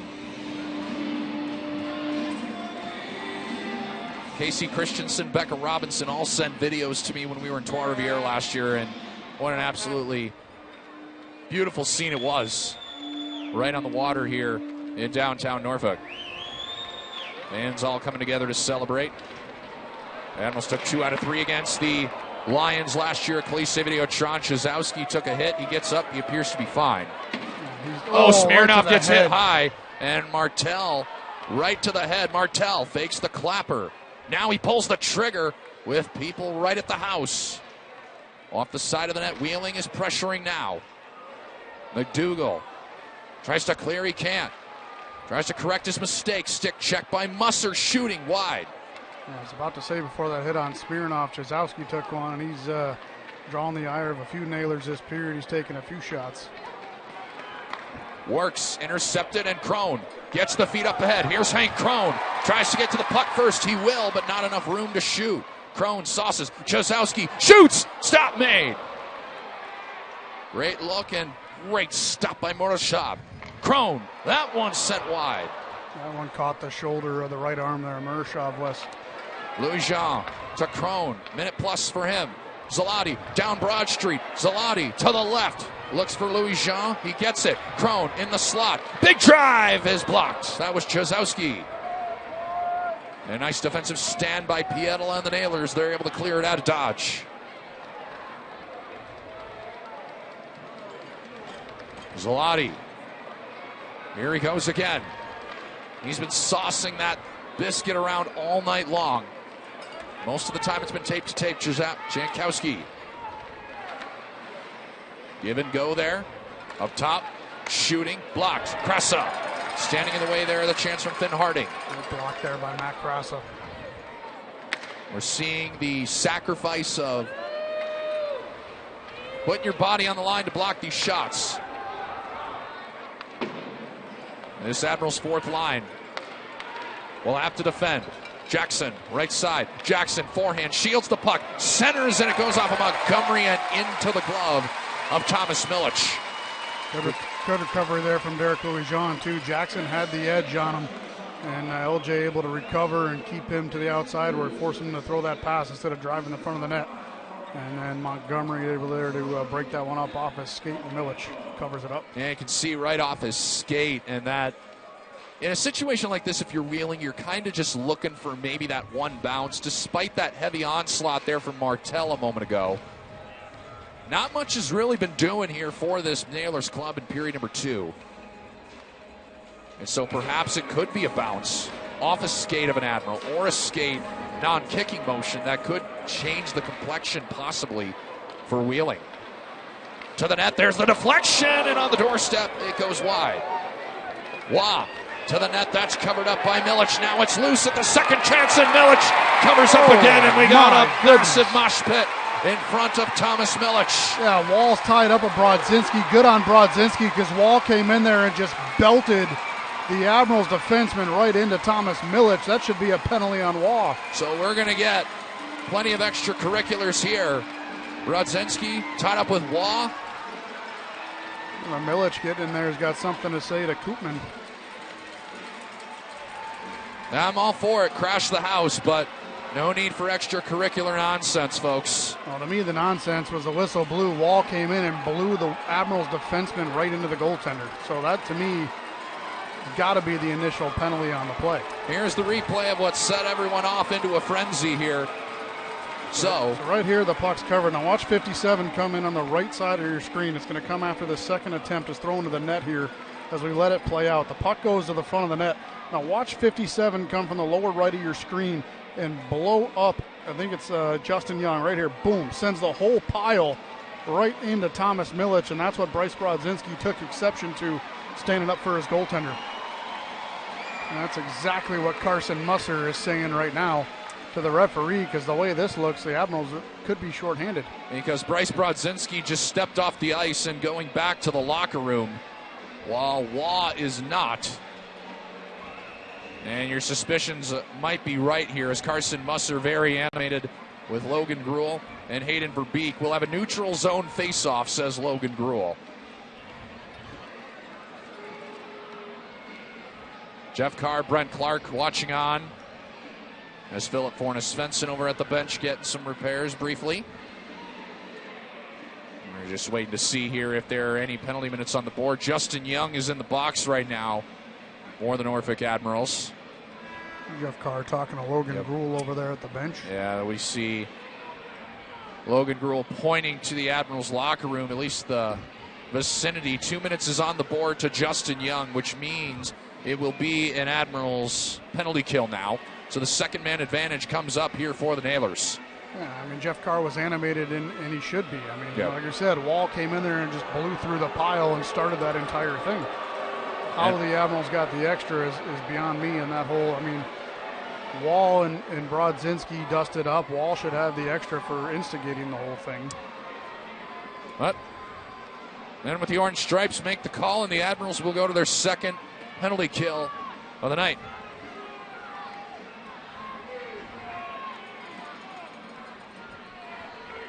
We'll let Brian Gimble read us all the details. Crowd at the Scope voicing their displeasure. That chant's getting louder and louder.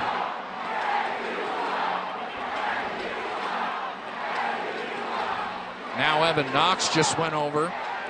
They're telling Brodzinski not to be in the locker room. I think that's where Marco Myers is running down to the locker room right now. So Marco Myers is supposed to be running the show, folks. He's not supposed to be telling players get back onto the ice, and the officials. I've been in his shoes. I've had that happen when I did the game op stuff that Marco did, and someone's run down and said, "Oh no, go get him out of the locker room." So he'll come back out. Wheeling's now on the power play, and here's Brian with the details. 21, Justin Young. 2 minutes for roughing at 17:24 of the second period. Young, 2 minutes for roughing at 17:24 of the second period. Your Admirals on the Centera Therapy Center's penalty kill. Bryce Brodzinski was not even named, so. Yeah, neither was Wall. That was curious. Yeah. Interesting. Martel laid up top. Beliveau. Sauce this way to Jackson at the bottom of your screen. Jackson down to Corsia. Corsia. Slap shot. Martel. He missed. Milich might have got a blocker on that, too. He definitely had that blocker hand out. I don't know if it clipped him or not, but it looked like it might have. Played with a high stick. Play is insinuated. So. Play is frozen. In a neutral zone draw. Inside 2 minutes to play here in the second period. We have had no red lights here in the second frame. Colton Young, Brady Florent, and Carson Musser along with Connor Fedoruk. Those are your penalty killers. A penalty kill that was 10th in the regular season. Pretty consistent around that range, all 72 games for the Admirals at that position. And since March the 15th, they've allowed just 5 power play goals. Puck's forced in quickly by the Nailers. They stay with their top power play unit. Fans want a penalty along the half wall. They won't get it. Here's Jackson setting up shop here for Wheeling. Jackson maneuvering his way around. Around the Rosie, the puck goes to the left side, and the crowd just is getting incensed here with Logan Gruel and Hayden Verbeek. Rugby styled up outside the trapezoid area. Puck kicked free. Jackson upstairs. Jackson, one-timer blocked. Carson Musser led the Admirals in the regular season in blocks. His second block of the night. Martel. Admirals D really aggressive towards the half walls, pressuring. So the net goes wide. And Martel. So that was Martel with the chance. Jackson to the slot, blocked by Musser. Now Florent intercepts, and it's cleared. Draws a nice roar from the Norfolk Scope crowd. Wholesale changes for the team in blue and for the team in white as well. One of those new names, this power play, Mats Lindgren. Back to back. Even as short-handed as Wheeling is, Beck on the second power play unit is dangerous as a stick save is made by Milic, now with a lot of mustard on it. Back to five-a-side, that's a successful Centera Therapy Center's penalty kill. Centering attempt, overshot it there was the Wheeling forward. Louis Jean, touched along to McDougall. The Admirals clear, here's the speedster O'Leary. To Justin Young out of the box, Young caught a body and goes wide. Lindgren now, forcing the play back to neutral ice. Swatted at by Montgomery in deep. And the Admirals are going to skate into the second intermission with a 2-0 lead. No goals in that frame. Sergei Motoshov, a very busy man, making 12 stops. As we see Thomas Milic greeted by his teammates. All Admirals coming to Thomas Milic, giving high fives. We had a little bit of a nonsense, if you will, following that first period. Pretty civilized here as the teams exit for the second break. We'll break down what we saw through the 20 minutes and an overarching 40-minute review here of this opening game one of the North Division semis. Plus, we gave you the breakdown of the Eastern Conference. We'll do the same for the Western Conference here at our second intermission. Our score, 2-0, Norfolk over Wheeling in game one. Ramona's a self-proclaimed plant mama, a seed saver.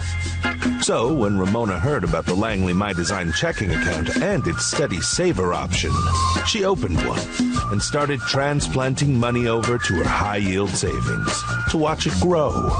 And because My Design lets her change her features when her needs change, Ramona knew she would always have options. Open your My Design checking account online or at any Langley branch today. Black Rose and Dagger and Flying Tiger Social Club are the premier studios for award-winning tattoos and piercings in Hampton Roads. Serving both Norfolk and now Virginia Beach, our staff strives to bring you top-notch service in a safe, sterile, and upscale environment. Our team consists of multi-versatile artists where you are ensured to find the style and quality that you are looking for. As a thank you for your service, we offer discounts to all military, first responders, and healthcare workers. Check out blackroseanddagger.com and flyingtigersocialclub.com to see portfolios and book a free consultation with us today.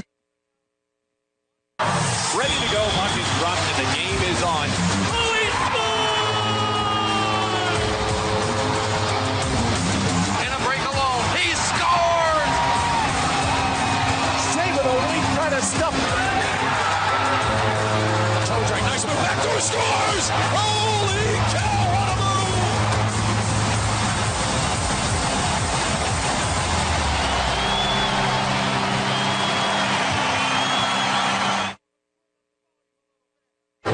You've earned this, so hold it up high. It's your job to stock the city, restaurants and rooftops, bars and basements, every corner store. And when it gets tough, you stay driven. Give it all you got, going nonstop for 20 stops.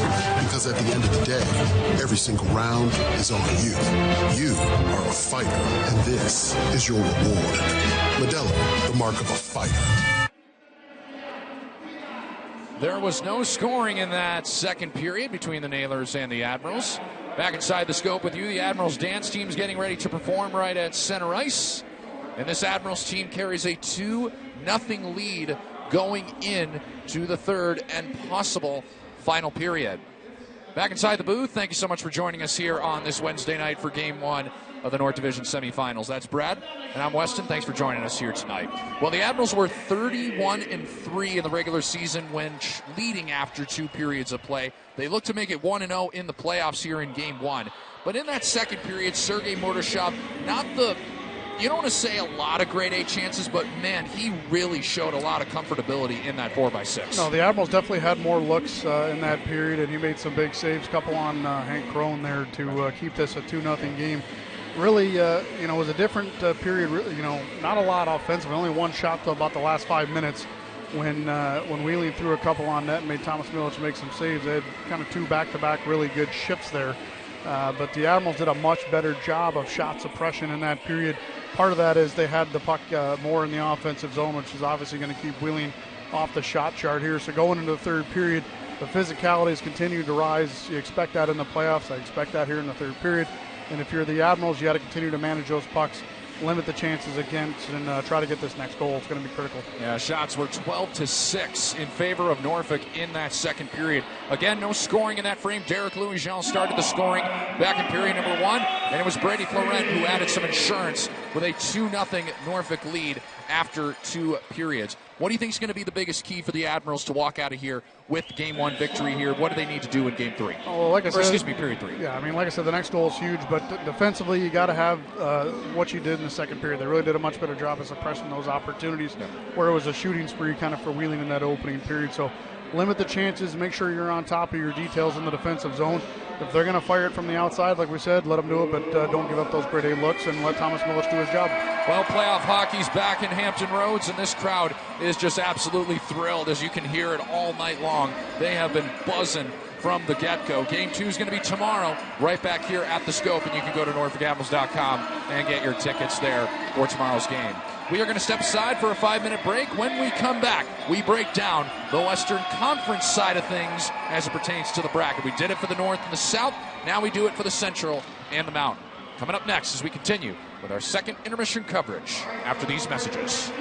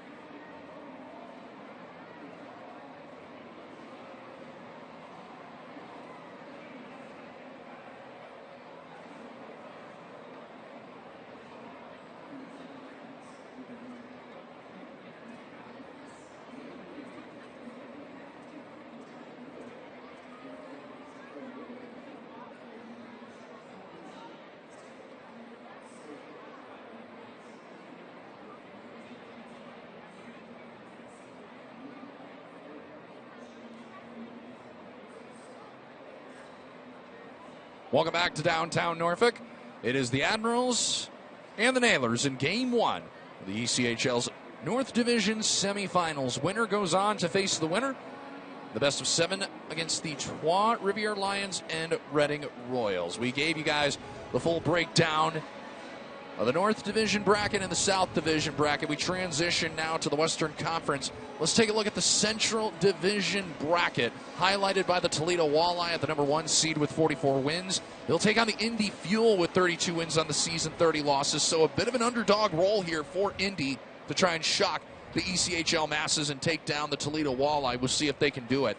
But one of the better stories all season was the Iowa Heartlanders. They make their first playoff appearance in franchise history, and they have been tasked with facing the Fort Wayne Comets. Yeah, you start with that Toledo-Indy series, and if there's any Indy fans watching, I'm sorry I'm not giving you much of a chance in that series. This is the 3rd time these two teams have met, and Toledo has swept both series 4-0, and this is the 9th consecutive postseason appearance for Toledo West. They have won 22 consecutive games in the first round, dating back to 2022. So if you're Indy, you're up against it in that series. When it comes to Fort Wayne and Iowa, Fort Wayne's got a lot of firepower, so I think goaltending is going to be a critical element for Iowa.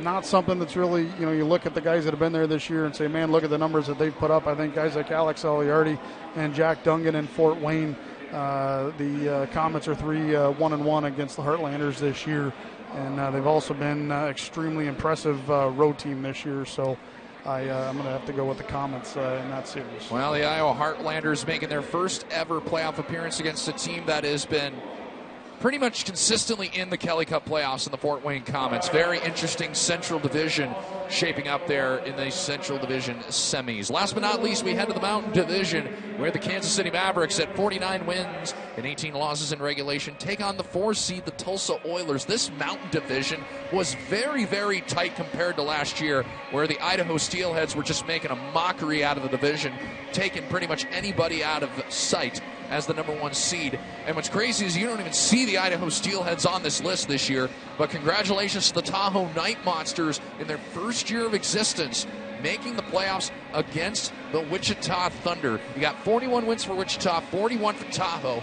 This is going to be 2 very interesting matchups in the Mountain Division. Yeah, I mean, the whole Mountain Division, the 4th seed's got 40 wins. They're 40, 24, and 8. So all 4 teams really good in that Mountain Division this year. That Kansas City-Tulsa matchup, I think, is going to be a really interesting one. And I think Kansas City could be ripe for an upset in this series. They were 4-4 against each other in the regular season, so they split the regular season.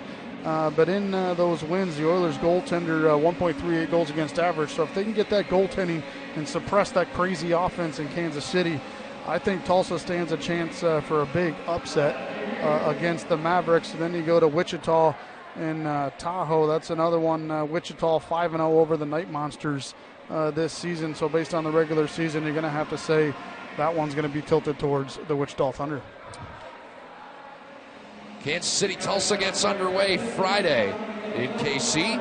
Saturday out in Wichita, it's the Night Monsters and the Thunder. Those are your playoff matchups in the ECHL for the 2025 Kelly Cup playoffs. We will take a break, and when we come back, we'll show you highlights of the first 2 periods and get you ready for the 3rd period puck drop. All that and more coming up as we continue after this on the Admirals Broadcast Network.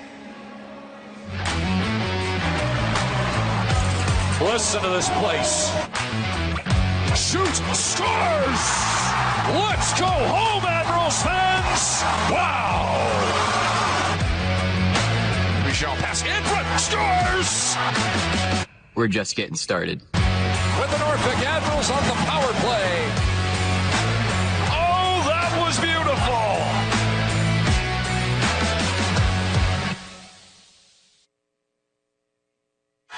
For real casino gaming, there's no place like Rivers Casino Portsmouth. Play over 1,400 of today's hottest slot machines like Dragon Link, Ultimate Fire Link, Buffalo, and more of your favorites. And live and electronic table games like Blackjack, Baccarat, and 3-card poker. Rivers Casino is your favorite new destination for gaming, dining, and entertainment. So come play today. It's time to get real at Rivers Casino Portsmouth.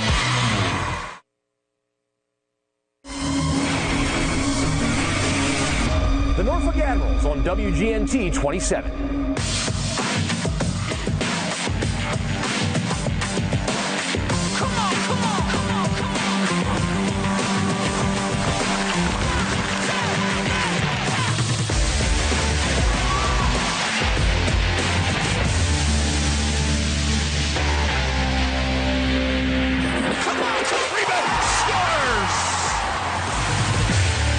Norfolk Admirals on WGNT 27.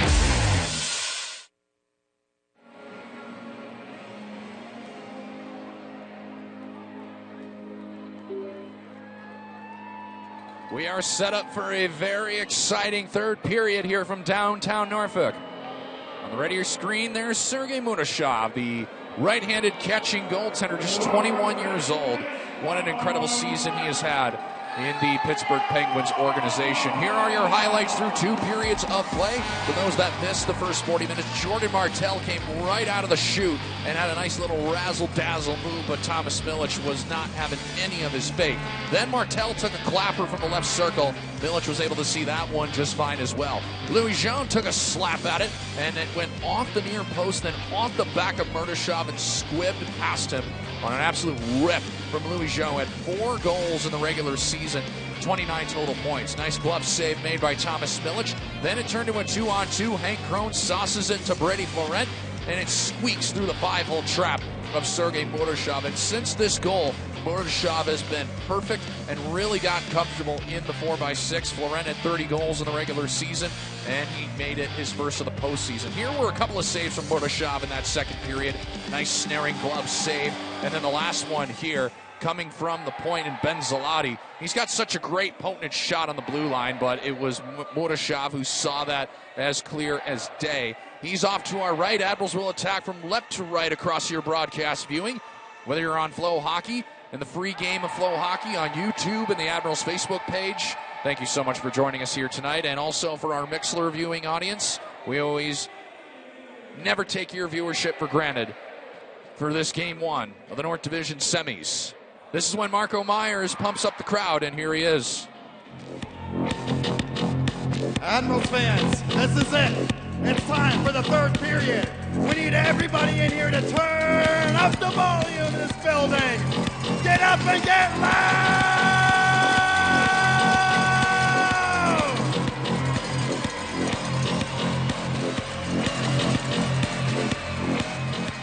I love that ECHL tie that he is sporting. He's always got an interesting set of ties, and he's always looking the part.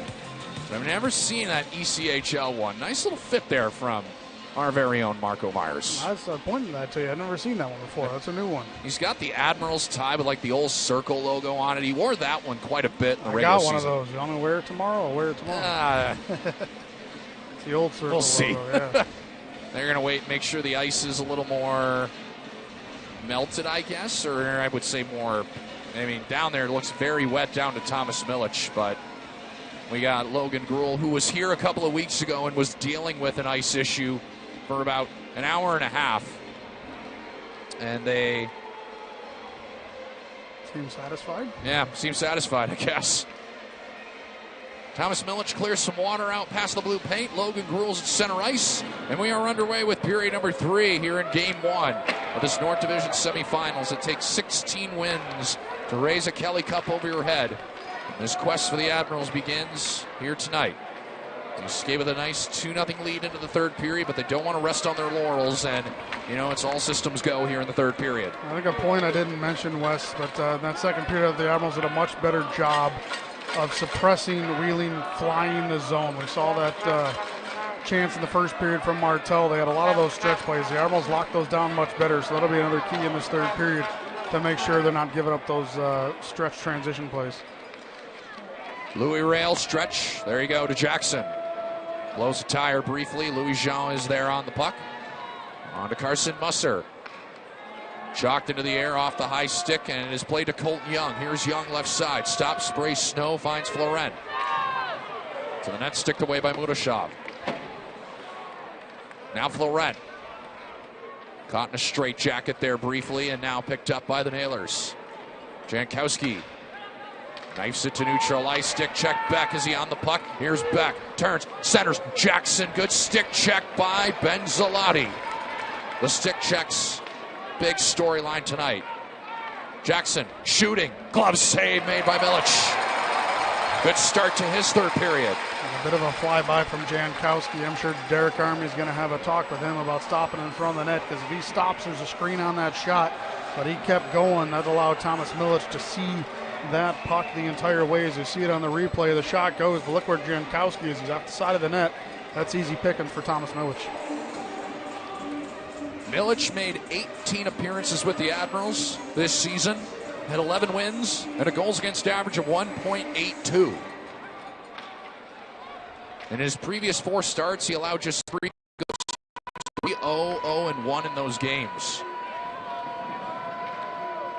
Drake, 30-year-old Illinois native. Restalong finds Pietila. Chase Pietila, just 21 years old. So you got the oldest nailer and one of the younger ones. They play D-to-D catch there. Pietila. +9 as mentioned. Playoff appearance with Youngstown a couple of years back. Played 2 years at Michigan Tech, did Pietila. He's replaced now by Harding. Right wing side. Harding has got some playoff experience as well in his own right in the OHL. 17 games for him. We'll continue to tell these stories because we are going to be seeing these teams at least for sure over the next 3 games. These guys all having some good playoff experience. They're major, junior, college, or juniors. Zalotti trucks it in. He'll step off the ice. That was Fedoruk, beg your pardon. Bit of a shift stuck in their own zone. Turnover, Smirnov, and he missed a great A-look. Bit of a shift stuck in their own zone there, but generally I really like the line of Montgomery, Krasen, O'Leary. Especially Krasen and O'Leary, the 2 young kids out there, been buzzing around pucks and making plays. And Sean Montgomery, he's like the old goat on that line with the 2 college kids. And that 4th line for the Admirals has been solid tonight. It was a fortuitous bounce right to Smirnov as the Naylor defender lost the puck coming out in front defensively. And all Smirnov was had to do was turn and fire it. We saw Mordashov come out to contest the angle. Face-off won by the Nailers. There's Jack Works. Works played in 14 games in the regular season with Wheeling. Captain at Michigan Tech this year. We see Derek Army really loading up on these Michigan Tech Huskies. Former Minnesota Duluth Bulldog, rails intercepted, and Hank Crone was pressured by 2 different Nailers. It was railed. They didn't see Chizowski yet. Chizowski coming in late, but safe play there to chip it in deep, not force it. D-to-D, Musser to McDougall. Finds Dennis Smirnov. Chizowski was on side. He wasn't anticipating the pass. And you see Jankowski far neutral zone again. You see the Nailers stretching the ice, trying to find some transition offense. Musser. Tossed along to Hebert. Centers it for Florent. Icing's washed out. Colton Young's going to get to the puck first. Finds Florent. Centering. Hebert. Nice move. He scores!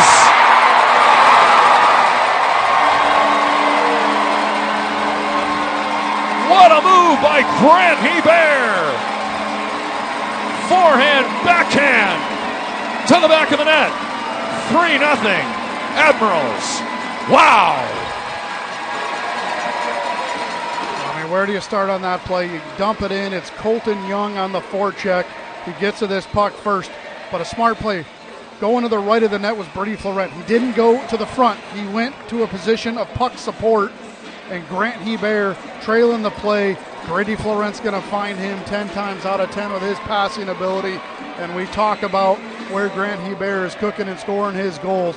It's right on top of the crease. And what a patient play to go forehand, backhand, and beat Murashov. Massive 3rd goal for the Admirals. Scoring his first goal of the playoffs, number 93, Grant Hebert. Delay call coming up to the Admirals. Number 94, Brady Florent. Number 20, Colton Young. At 3:41 of the 3rd period. So the Admirals are going to go short-handed here once they touch up. Belliveau. On to Beck. To the right, Jankowski. We've seen very little of Jordan Martell. Slap shot, Beliveau turned away by Milic, and it's now touched up. With 15:34 left in the third period, we get a high sticking penalty, and it's Justin Young who goes off for the second time this evening.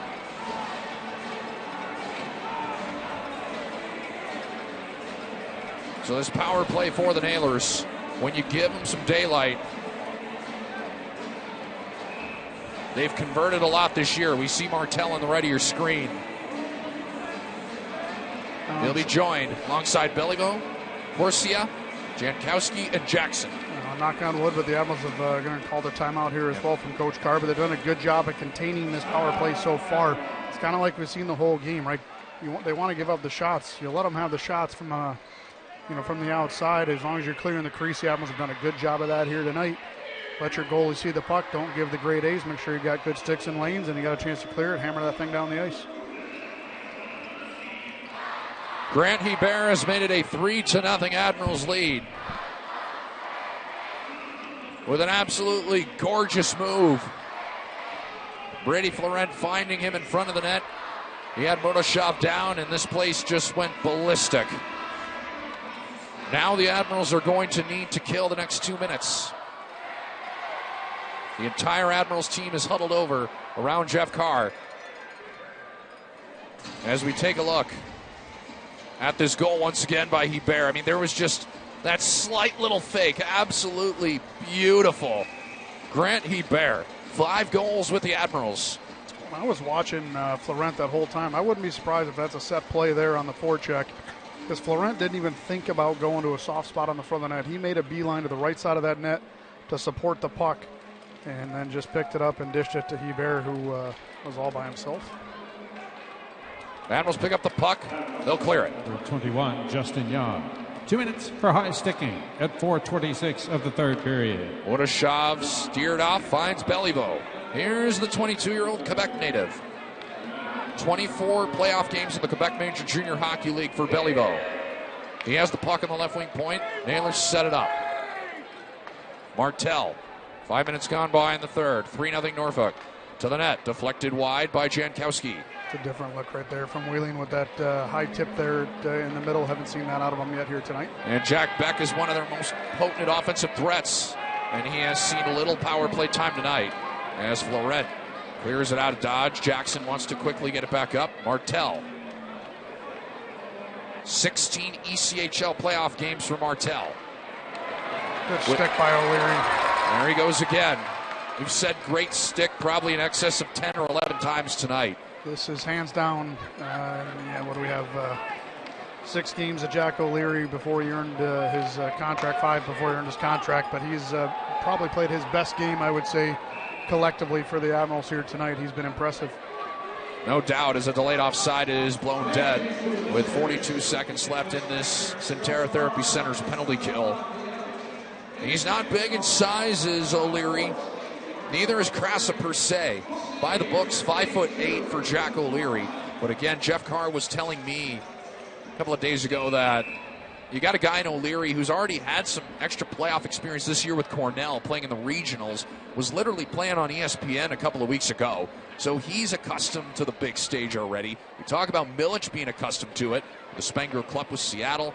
Admirals able to clear. It seems like this Admirals team, they have a lot of guys who have been there and done that in this moment, not just in the ECHL, but in other leagues as well. I go back to that Gretzky story I told there in Keys to the Series. You got to have that experience to learn how to win in the postseason. So having that experience on the roster is critical, Wes.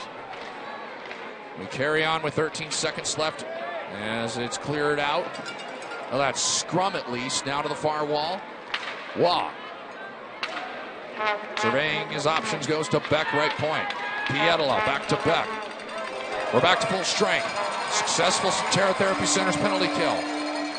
His power plays are situations that really misses Chris Ortiz on the back end, as he's actually not even with Wilkes. He's up, signed a Providence AHL contract with Providence. Yep. Admiral lost his bucket. Per rules, he has to step off the ice. Again, that's just great recovery as Musser had to go off, and you just contain him to the outside, force a shot from a bad angle. Louis Jean to the net, and he's denied by Murashov. Louis Jean scored 1 goal against the Nailers back in that 6-goal first period onslaught on January the 4th. Well, we talked about Graham Sword and what we saw offensively out of him in the opening period. Louis Jean with a goal had that look right there. Definitely seen more of a push from the Admirals than we've seen most of the year. Very similar look to last year with the defenseman really trying to create offense and jump up into the play. Puck sails out of play, 12:41 left on the clock here in the third period. Grant Hebert is the reason the game is 3-0. Dynamo of a move. We step aside. Hold on a second. Hold on. Just to confirm, we will...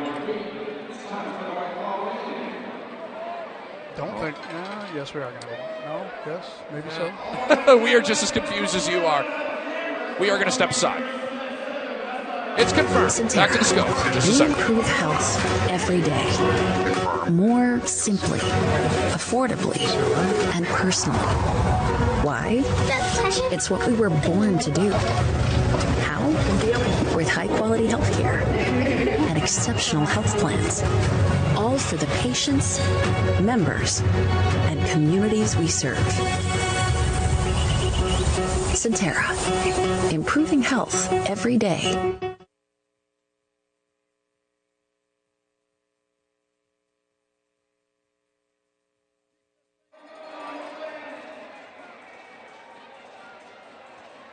Well, this is the time when the Admirals break out. Their fans do in the White Claw wave. Short abbreviated media timeout. That was one of the most confusing times in doing this job. Are we going to a media timeout or not? And it was determined that we are. So, neutral zone faceoff. Philip Fornes-Svensson steps onto the ice alongside Colton Young and Grant Hebert. So we see Jeff Carr shuffling his lines up as he always likes to do, even when his club is up 3-0. This dude's never satisfied. Always looking for the right combinations, no matter what time of the game it is.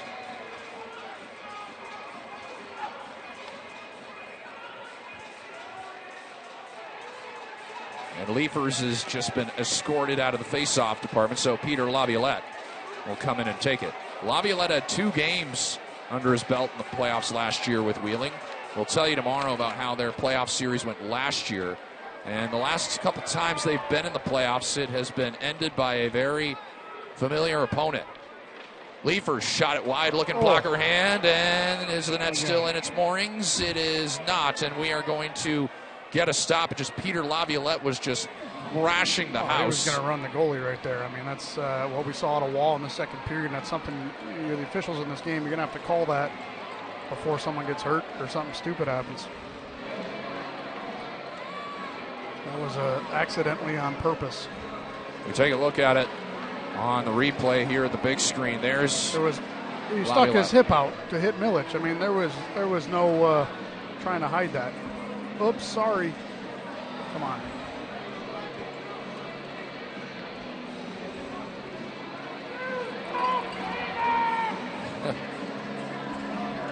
Shots are 25-23, Wheeling with the lead right now. Timken has just been trying to incite anyone in a blue jersey to come after him all night. That's why you had the center in the last faceoff get tossed, because he hacked a stick out of Colton Young's hands. Nice hit by Colton Young on a rail, and then Jeff Carr did not like a retaliatory. Is that a penalty? Yes, that is, and that is going to be Laviolette who takes his seat, and this young man, Peter Laviolette, he's going to need to start being careful, because right now he's causing a lot of problems out there. I think we might have identified this year's Jakub Novak. Maybe. And he's 11 in white right now. Well, Hebert just got clubbed right in the face with a stick by Laviolette. And we're going to take a look at this once again as Laviolette is skating over to the box. So there's the hit by Young. And here's what Jeff Carr was upset about right there.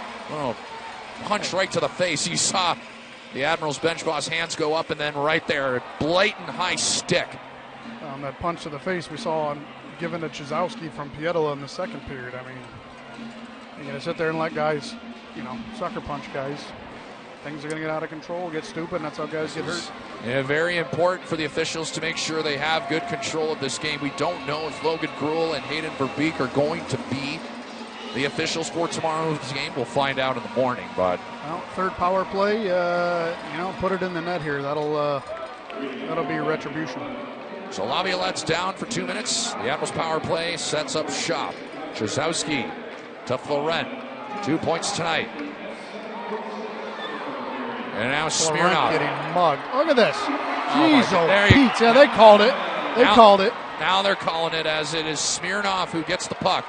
Yes, it was just, Florent was just getting absolutely hounded. And Louis Rail, for some reason, has his hands up in confusion. He grabbed him by the neck and tackled him to the ice. I don't know what the argument is. I don't either. Oh. And now Smirnoff just took a chop there from Corsia, too. Frustration boiling over for the Wheeling Nailers if you're the Admirals. Like I said, put it in the back of the net. Stay out of the dumb stuff. Well, now is a prime opportunity to do it with 1:35 and a 5-on-3. And fans, don't forget, you can get an exclusive family 4-pack for tomorrow's game, too. You get 4 tickets for just $60. Heck of a deal put together by the Admirals front office. Scan the QR code right now or visit NorfolkAdmirals.com to access this deal. So 5-on-3 action as Corsia, Jankowski, and Drake will be asked to kill the penalty. The Admirals' top power play line will be asked to try and make it 4-0. Smirnov's been great in the dot tonight. Chrzowski with just a slight false start. Not enough that constitutes an ejection of any sort. Smirnov wins the draw. Here the Admirals go, setting up on this 5-on-3. Hank Crone. He'll crisscross. Crone left circle. Zloty right circle. Thought about it. Now down to Chrzowski. Looking. Drake down on a knee to block. Slap shot. Chrzowski misses the net. He got that one off the back foot. Was kind of leaning backwards and knuckleballed that one. Crone finds Zloty. Crone right circle. In a 5-on-3 for another minute. Zloty. Crone. Shoots. Stop. Rebound. Chrzowski. Florent. Second chance. That's denied. Cleared out by the Nailers. Good save by Murashov as that one goes on the bench. We'll get a stoppage, but you could feel Crone kind of looking, wanting to find Florent in his office on that back door. That is his office indeed. Waiting for that pass, and the Nailers clearly did their homework on this one. Watch Crone looking. There's Florent on the upper part of your screen. Waiting for that pass, and then there's Drake. 5 defensemen, 6'5" that is, defending. Well, that's the hockey sense there, too, of Hank Crone, West, because he wanted him. But he decided, I'm taking this one short side, trying to catch Murashov, leaning because he was down on one leg, trying to pick that corner. Good read by Murashov to make that save. Left to your screen, Zloty. Big drive from Crone. Glove save by Murashov. It's kind of the other opposite end. We talked about Milic seeing pucks on that one. Good drive by Crone, but Murashov saw that one the whole way. That is the 4th registered shot of the night for Hank Crone. And that leads the way for Norfolk at present. There are 42 seconds of 5-on-3 time. Laviolette will step out of the box in that time. There have been no changes to this 5-on-3. Jeff Carr, Brent Clark like with this power play. I mean, on paper, it's just filthy. And it's got good puck movement here as Chrzowski. The Admirals leader in playoff experience. Crone, rink wide, off the skate of a Nailer, and kept in. Chrzowski, zip to the left for Crone. Sends it to the circle, and it's cleared out by Jankowski. Giant clear for Wheeling. If they have a chance of staying in this game, they need to kill the next 37 seconds. Crone is onside. Rink wide to Chrzowski. Goes Fornus Svensson to the front of the net. We've missed that the last month. Chrzowski whiffs on the drive, and the second chance he got it to the net. But a stick shave by Murashov. 5-on-4 now. Zloty, skate to stick. Crone fakes. Crone, Sword, one-timer, that's blocked. Potential 2-on-1 developing. Crone's going to skedaddle back. Laviolette left side. Laviolette blocked by Graham Sword. Made it look like a piece of cake. What a great blade on blade there from Graham Sword. He played that one pitcher perfect there to break up that 2-on-1. That was one of the most dangerous chances Wheeling's had since the opening period. We are back to 5-a-side and past the halfway point of this third period and a 3-0 Norfolk Admirals lead in Game 1 of the North Division semifinals. Weston DeWitt, Brad Jones with you. Benjamin Draper, our producer tonight. Everybody downstairs, Tristan Powell, James Source Castro, and the rest of the crew. Here's O'Leary, knifing his way through the defenders. O'Leary, Musser shoots. It was blocked. Musser had 2 goals in Game 1 against Trois-Rivières last year. Musser wanted to one-time that one too, but unfortunately that one just a little bit off his back foot. Couldn't pull the trigger. He stumbled a little bit. Musser took a hard hit. Appears to be just fine. And it is Pietala. Signing with Pittsburgh back on March the 9th. Pietala. Nice move, Jackson. AHL contracted forward on net. Blocker save, Thomas Milic. Beliveau waits positioning. Now Jackson. Right by Beliveau, and here he is with the puck. 78 in the white. Toe drag. Tries to pull. And that's a tough thing to do around Josh McDougall. Krasa almost picked that one off at the offensive blue line, or the defensive blue line there, and he would have been gone all alone on a breakaway. Krasa, O'Leary, Montgomery, the fourth line put together by Jeff Carr tonight. His number one key and area of focus was play your game, 60 full minutes, and play to the identity. That is what was plastered up in the locker room before the game. Hebert to Colton Young, left circle, shoulder stop, Murdashov. Sneaky shot there from Colton Young. He has in position right now, waiting. Fedoruk thought about the slap shot. Colton Young, sharp angle Young. Looks for Florent. One too many passes there as Rail off the boards clears it out. Inside 8 minutes to play here in period number 3. A 3-0 Admirals lead turned over. Colton Young shot it wide. Lindgren, 21 points in 38 career WHL playoff games for Lindgren at just 20 years old. This will be an icing call on the Norfolk Admirals with 7:32 left in the second period. This is the lone game on the docket here in the ECHL tonight in the Kelly Cup playoffs. Game 2 comes up tomorrow at 7:05. And the other game, Indy, is in Toledo at the Huntington Center. They kick off Game 1 of the Central Division semis. And then a whole cornucopia of options for you on a Friday night. Reading takes on Trois-Rivières, Orlando, South Carolina. Game 2 of Indy and Toledo. Jacksonville travels to Florida. Iowa makes their playoff debuts against Fort Wayne out in the jungle. And Tulsa travels to Kansas City.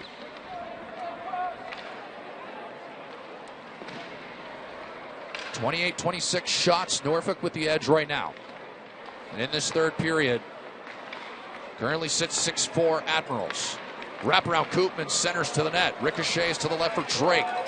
Ronaldo along by Fedoruk, hard off the glass. That could have potentially set up a 2-on-1 with the way that the puck was moving. Looked like it was going to find Colton Young, but it did not. There's a great defensive stand by Connor Fedoruk onto Derek Louis-Jean. Boogies his way through neutral. Shot is blocked by Beliveau. Lars Rodna. Back to Beliveau. Rodna, 10 in the white. Fired into the right wing corner, trying to sledge it was Zalati. He was pressed up right against Waugh. That shot blocked, and Moon sails way out of play. 6:31 remaining on the clock here in period number 3. We will take a breather. Back to the scope in a second here in Game 1.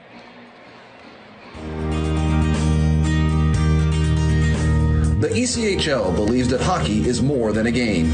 It's an opportunity, a chance to connect, a chance to embrace our differences, and a chance to bring our communities together, creating teamwork, memories, and a lasting bond along the way. When it comes to hockey, no matter how it's played, we do it together.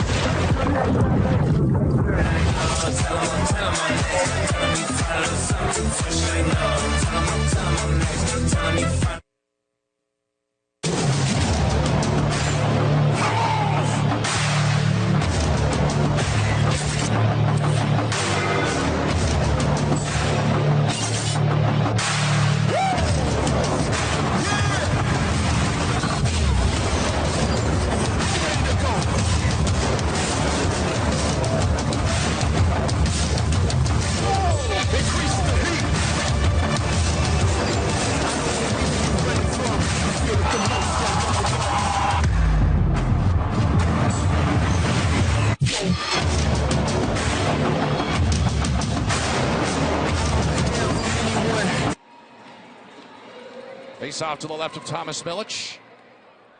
Nailers win the draw. Very interested to see how the face-offs are going to line up when we look at the Huddle In Stats report tomorrow. When it came to the first two games, the series and the two only games in the regular season, it was 31-30 in Wheeling's 5-4 victory. Then the next night, Wheeling convincingly 38-25. Colton Young turns against two Nailer defenders. Did get a pass up, but not the way he intended it to. That's an offside on Jackson. It'll come all the way down to Murashov. Individual suite tickets are on sale for tomorrow's game. You can scan the QR code and get some of the best seats in the house in the upper right of your screen. Those are just some of the pictures that come with sitting at a suite right at the ice level here at Norfolk Scope. There's not an empty one to be had here tonight. You can scan the QR code and get them while they're hot for tomorrow's game 2.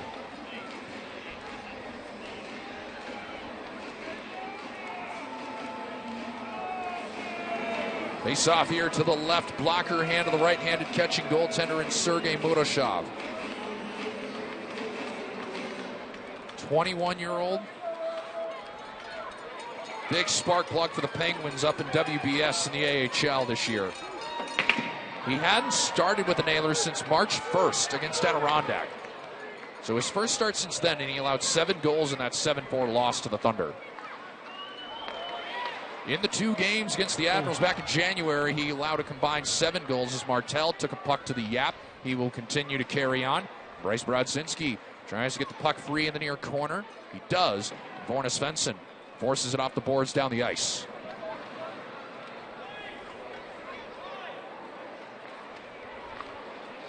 You're looking at Beliveau with the puck. Finds Martel. Slings it on his backhand. Milic slings it right back where it was. Drake, can he keep it in? Yes. For how long? Long enough to generate a chance. Whiffing his works. Down the right circle. Pietila shoots. Stopped by Milic with the shoulder. Final 5 brought to you by Centera, the official sports medicine sponsor of Norfolk Admirals hockey. Make that 27 stops for the BC native. And Winnipeg Jets signed goalie.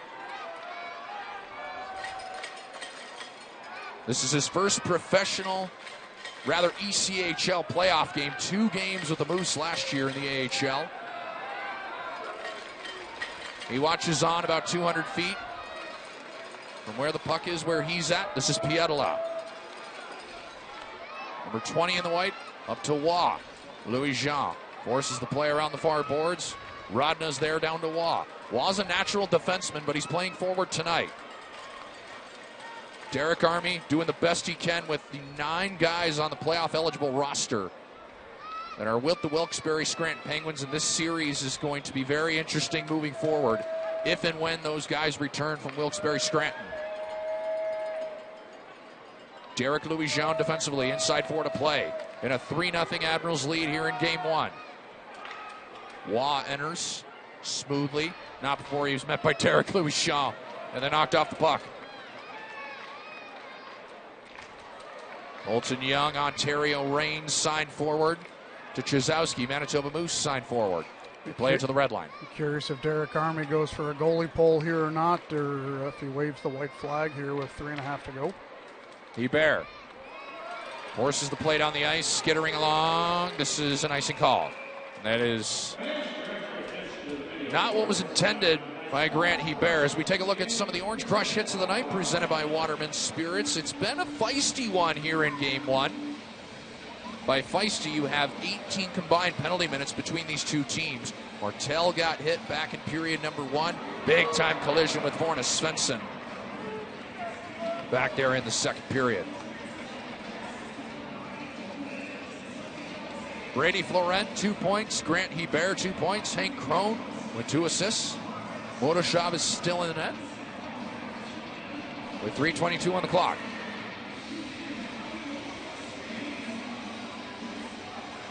This is not just the first game of the Kelly Cup playoffs. This is the first playoff game in all of pro hockey, including AHL and NHL.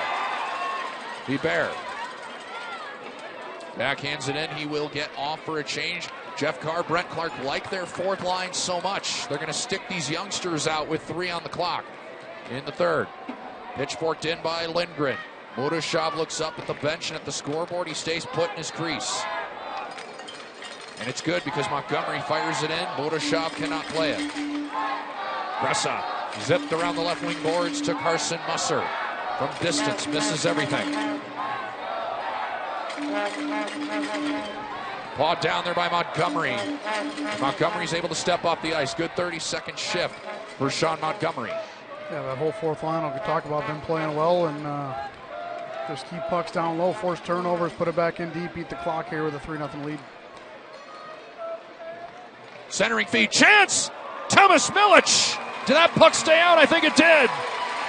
With 2:20 on the clock, Thomas Milic, an exclamation point with his 28th save of the hockey game. Martell's asking for a video review on this one. We'll see. It's a nice little pass in front of the net, all alone with the opportunity. Well, there's going to be an overhead view that the official has. Maybe we'll take a look. But either way, we are going to take a break. Our final media timeout here from downtown Norfolk. Don't touch that dial. Back in a moment here to the Scope.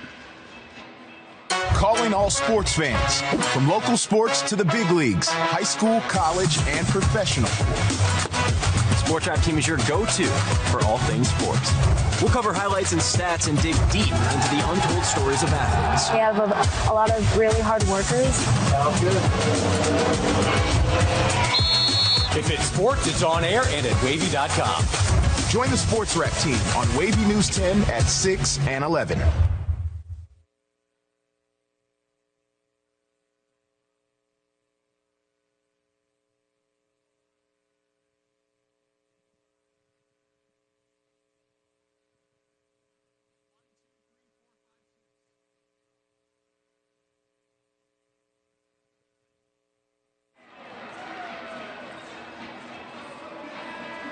Welcome back to downtown Norfolk. Our score 3-0. Admirals with the lead.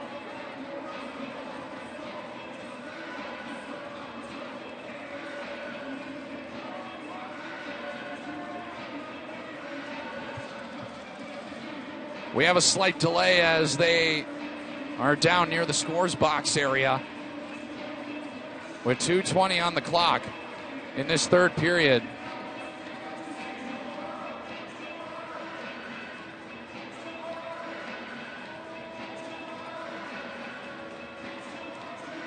So right before we went to timeout, Jordan Martell and a couple of nailers crashed the house, putting the puck on Thomas Milic.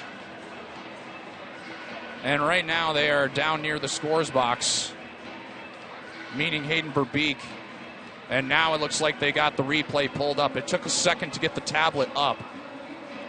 At least it looks like, as the tablet is now in the hands of Hayden Verbeek and Logan Gruel.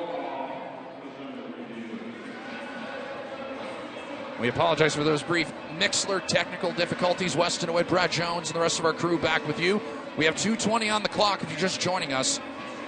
Coming back from break, there is a potential play that could be ruled a goal under review as Hayden Verbeek looking as we take a look at the replay. What do you see?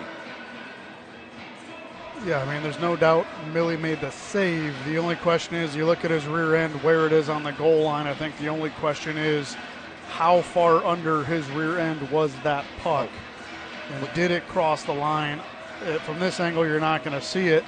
And I'd venture to guess it's going to be inconclusive from the up above angle because he's on top of the puck, unless something squibbed through.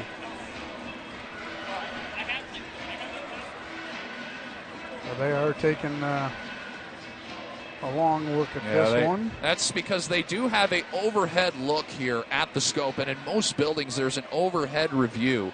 And this is a very important call. They do have to make sure. And from the initial look, looked like Krasa kind of put the puck right in between the legs there to cover it up. Well, I think the hard thing, even from the overhead I was just mentioning, is Milic went down, the puck went immediately underneath him. At least from what we've seen, at no point did the puck squeak through. Now, if they can see that from the overhead, but if Milic is on top of that puck, you're not going to see where the puck's at in relation to the goal line.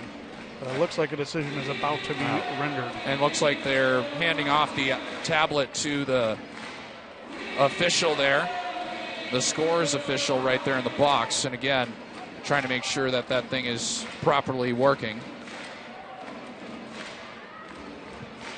And we've reached a delay now of about 2 or 3 minutes or so.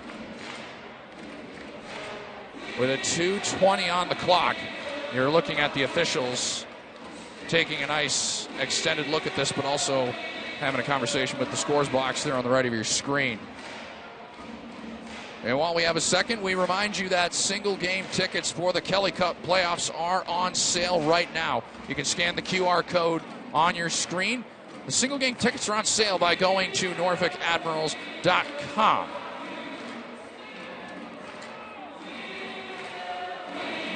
Well, that is... It's going to be inconclusive.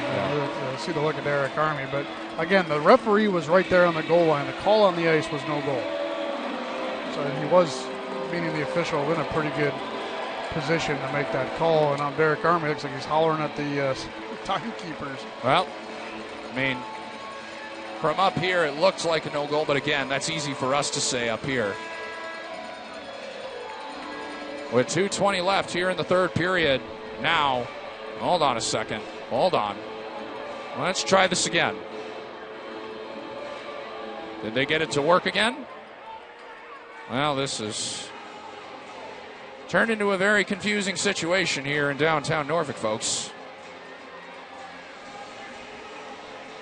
Like they were looking at it, they weren't looking at it. Now they're not. And so, after a check back in again, we see the replay on your screen at home. Great job by the crew to give you as best of a look as they got with the camera crew that we got here. We're back to action. It stays at a 3-0 score. Budashov is at the bench for Laurent. Gets the puck at the blue line. We get an offside call. So it is 6-on-5 with 2:08 left here in the third period. Marashov's going to make his way back to the cage with the neutral zone face-off here.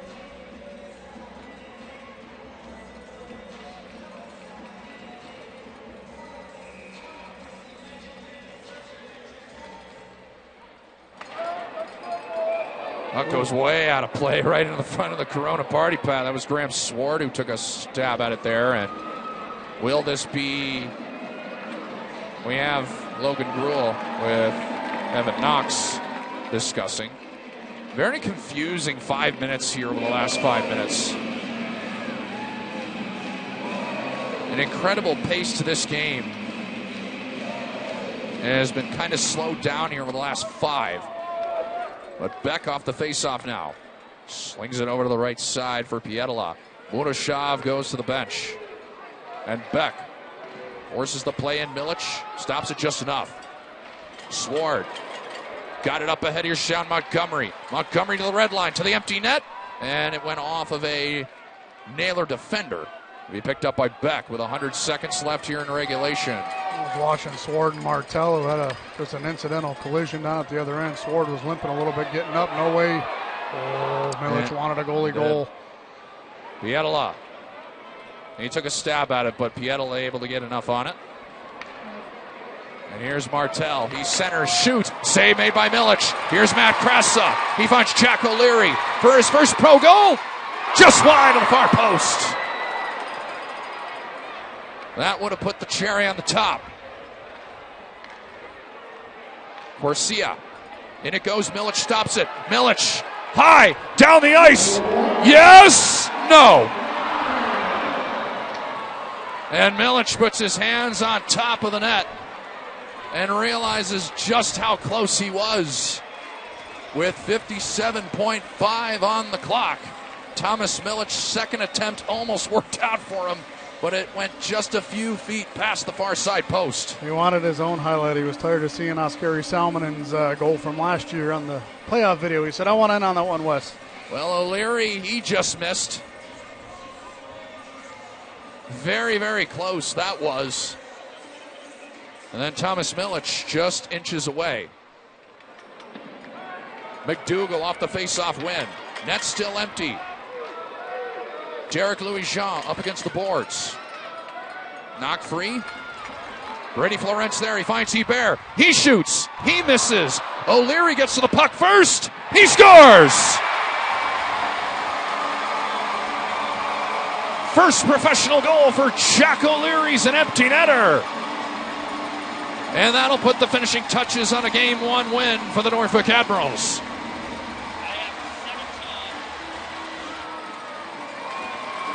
So Hebert's going to get another assist. As he took the initial shot, went wide. Florent will get the second helper.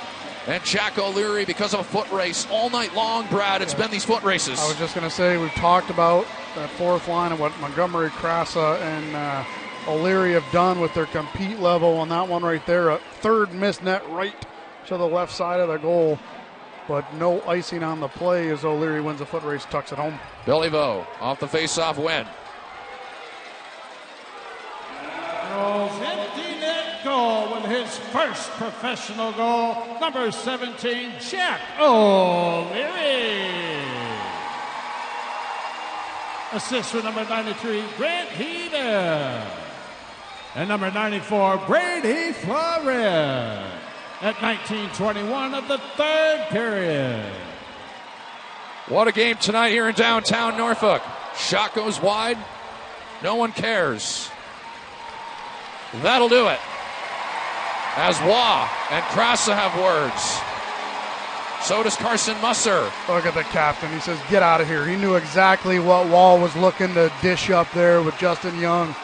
And the captain says, I don't think so.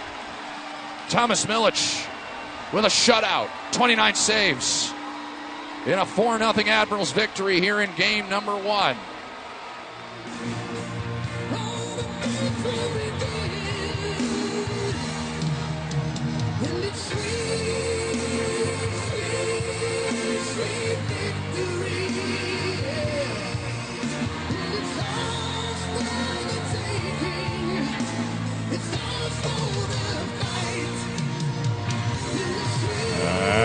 That's the end of our game. The final score, Admirals 4, Nailers 0. Total shots on goal tied at 29. Stand by for the 3 stars of the game and for Chuck-a-Puck. For those of you participating in Chuck-a-Puck, please do not throw your pucks until my go.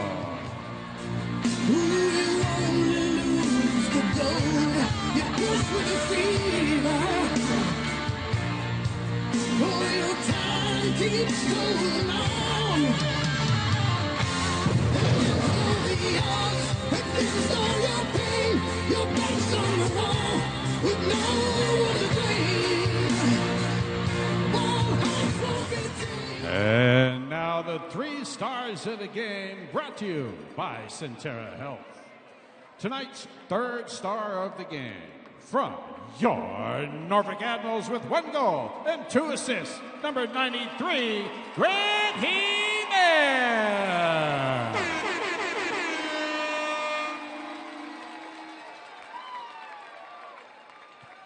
Tonight's 2nd star of the game from your Norfolk Admirals with 1 goal and 2 assists, number 94, Brady Florent.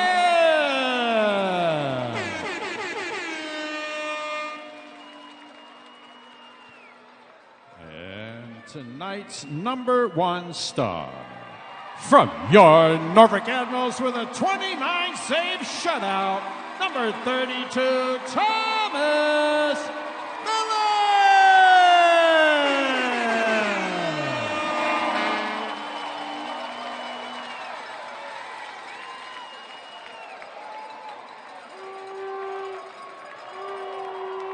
In-arena host Marco Myers is joined by tonight's number 1 star.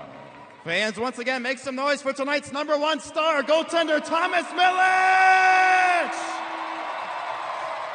Thomas, a critical win here to start off the series at home. How'd you guys get it done tonight? I think you just took every guy right from the start. We knew what we had to do. Got a couple early and didn't look back from there. You had a big performance in net tonight as well. You had the shutout, stood on your head early, stopped that breakaway early in the game. What helped you have success on the ice tonight?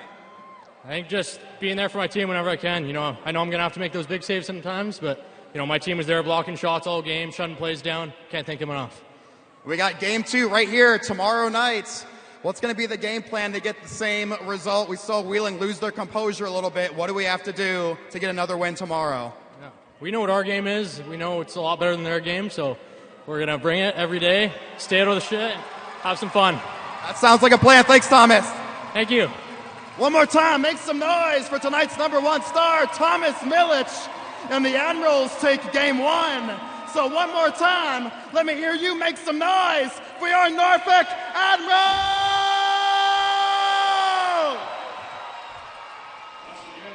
Welcome back inside the broadcast booth, everybody. We do apologize for the language, but I don't think anybody in this joint really cares. It is the Norfolk Admirals who win by a final score of 4-0 here tonight. Brad Jones and Weston DeWitt, thanks for joining us here on this Wednesday night. For our Flow subscribers, thank you as always for joining us, and our free viewers on Facebook and YouTube. Well, you got quite a show here tonight. Game 1 is in the books. The Admirals with a 1-0 series lead. Thomas Milich, well, he was very, very right to the point, and he makes 29 saves for his first ECHL playoff shutout.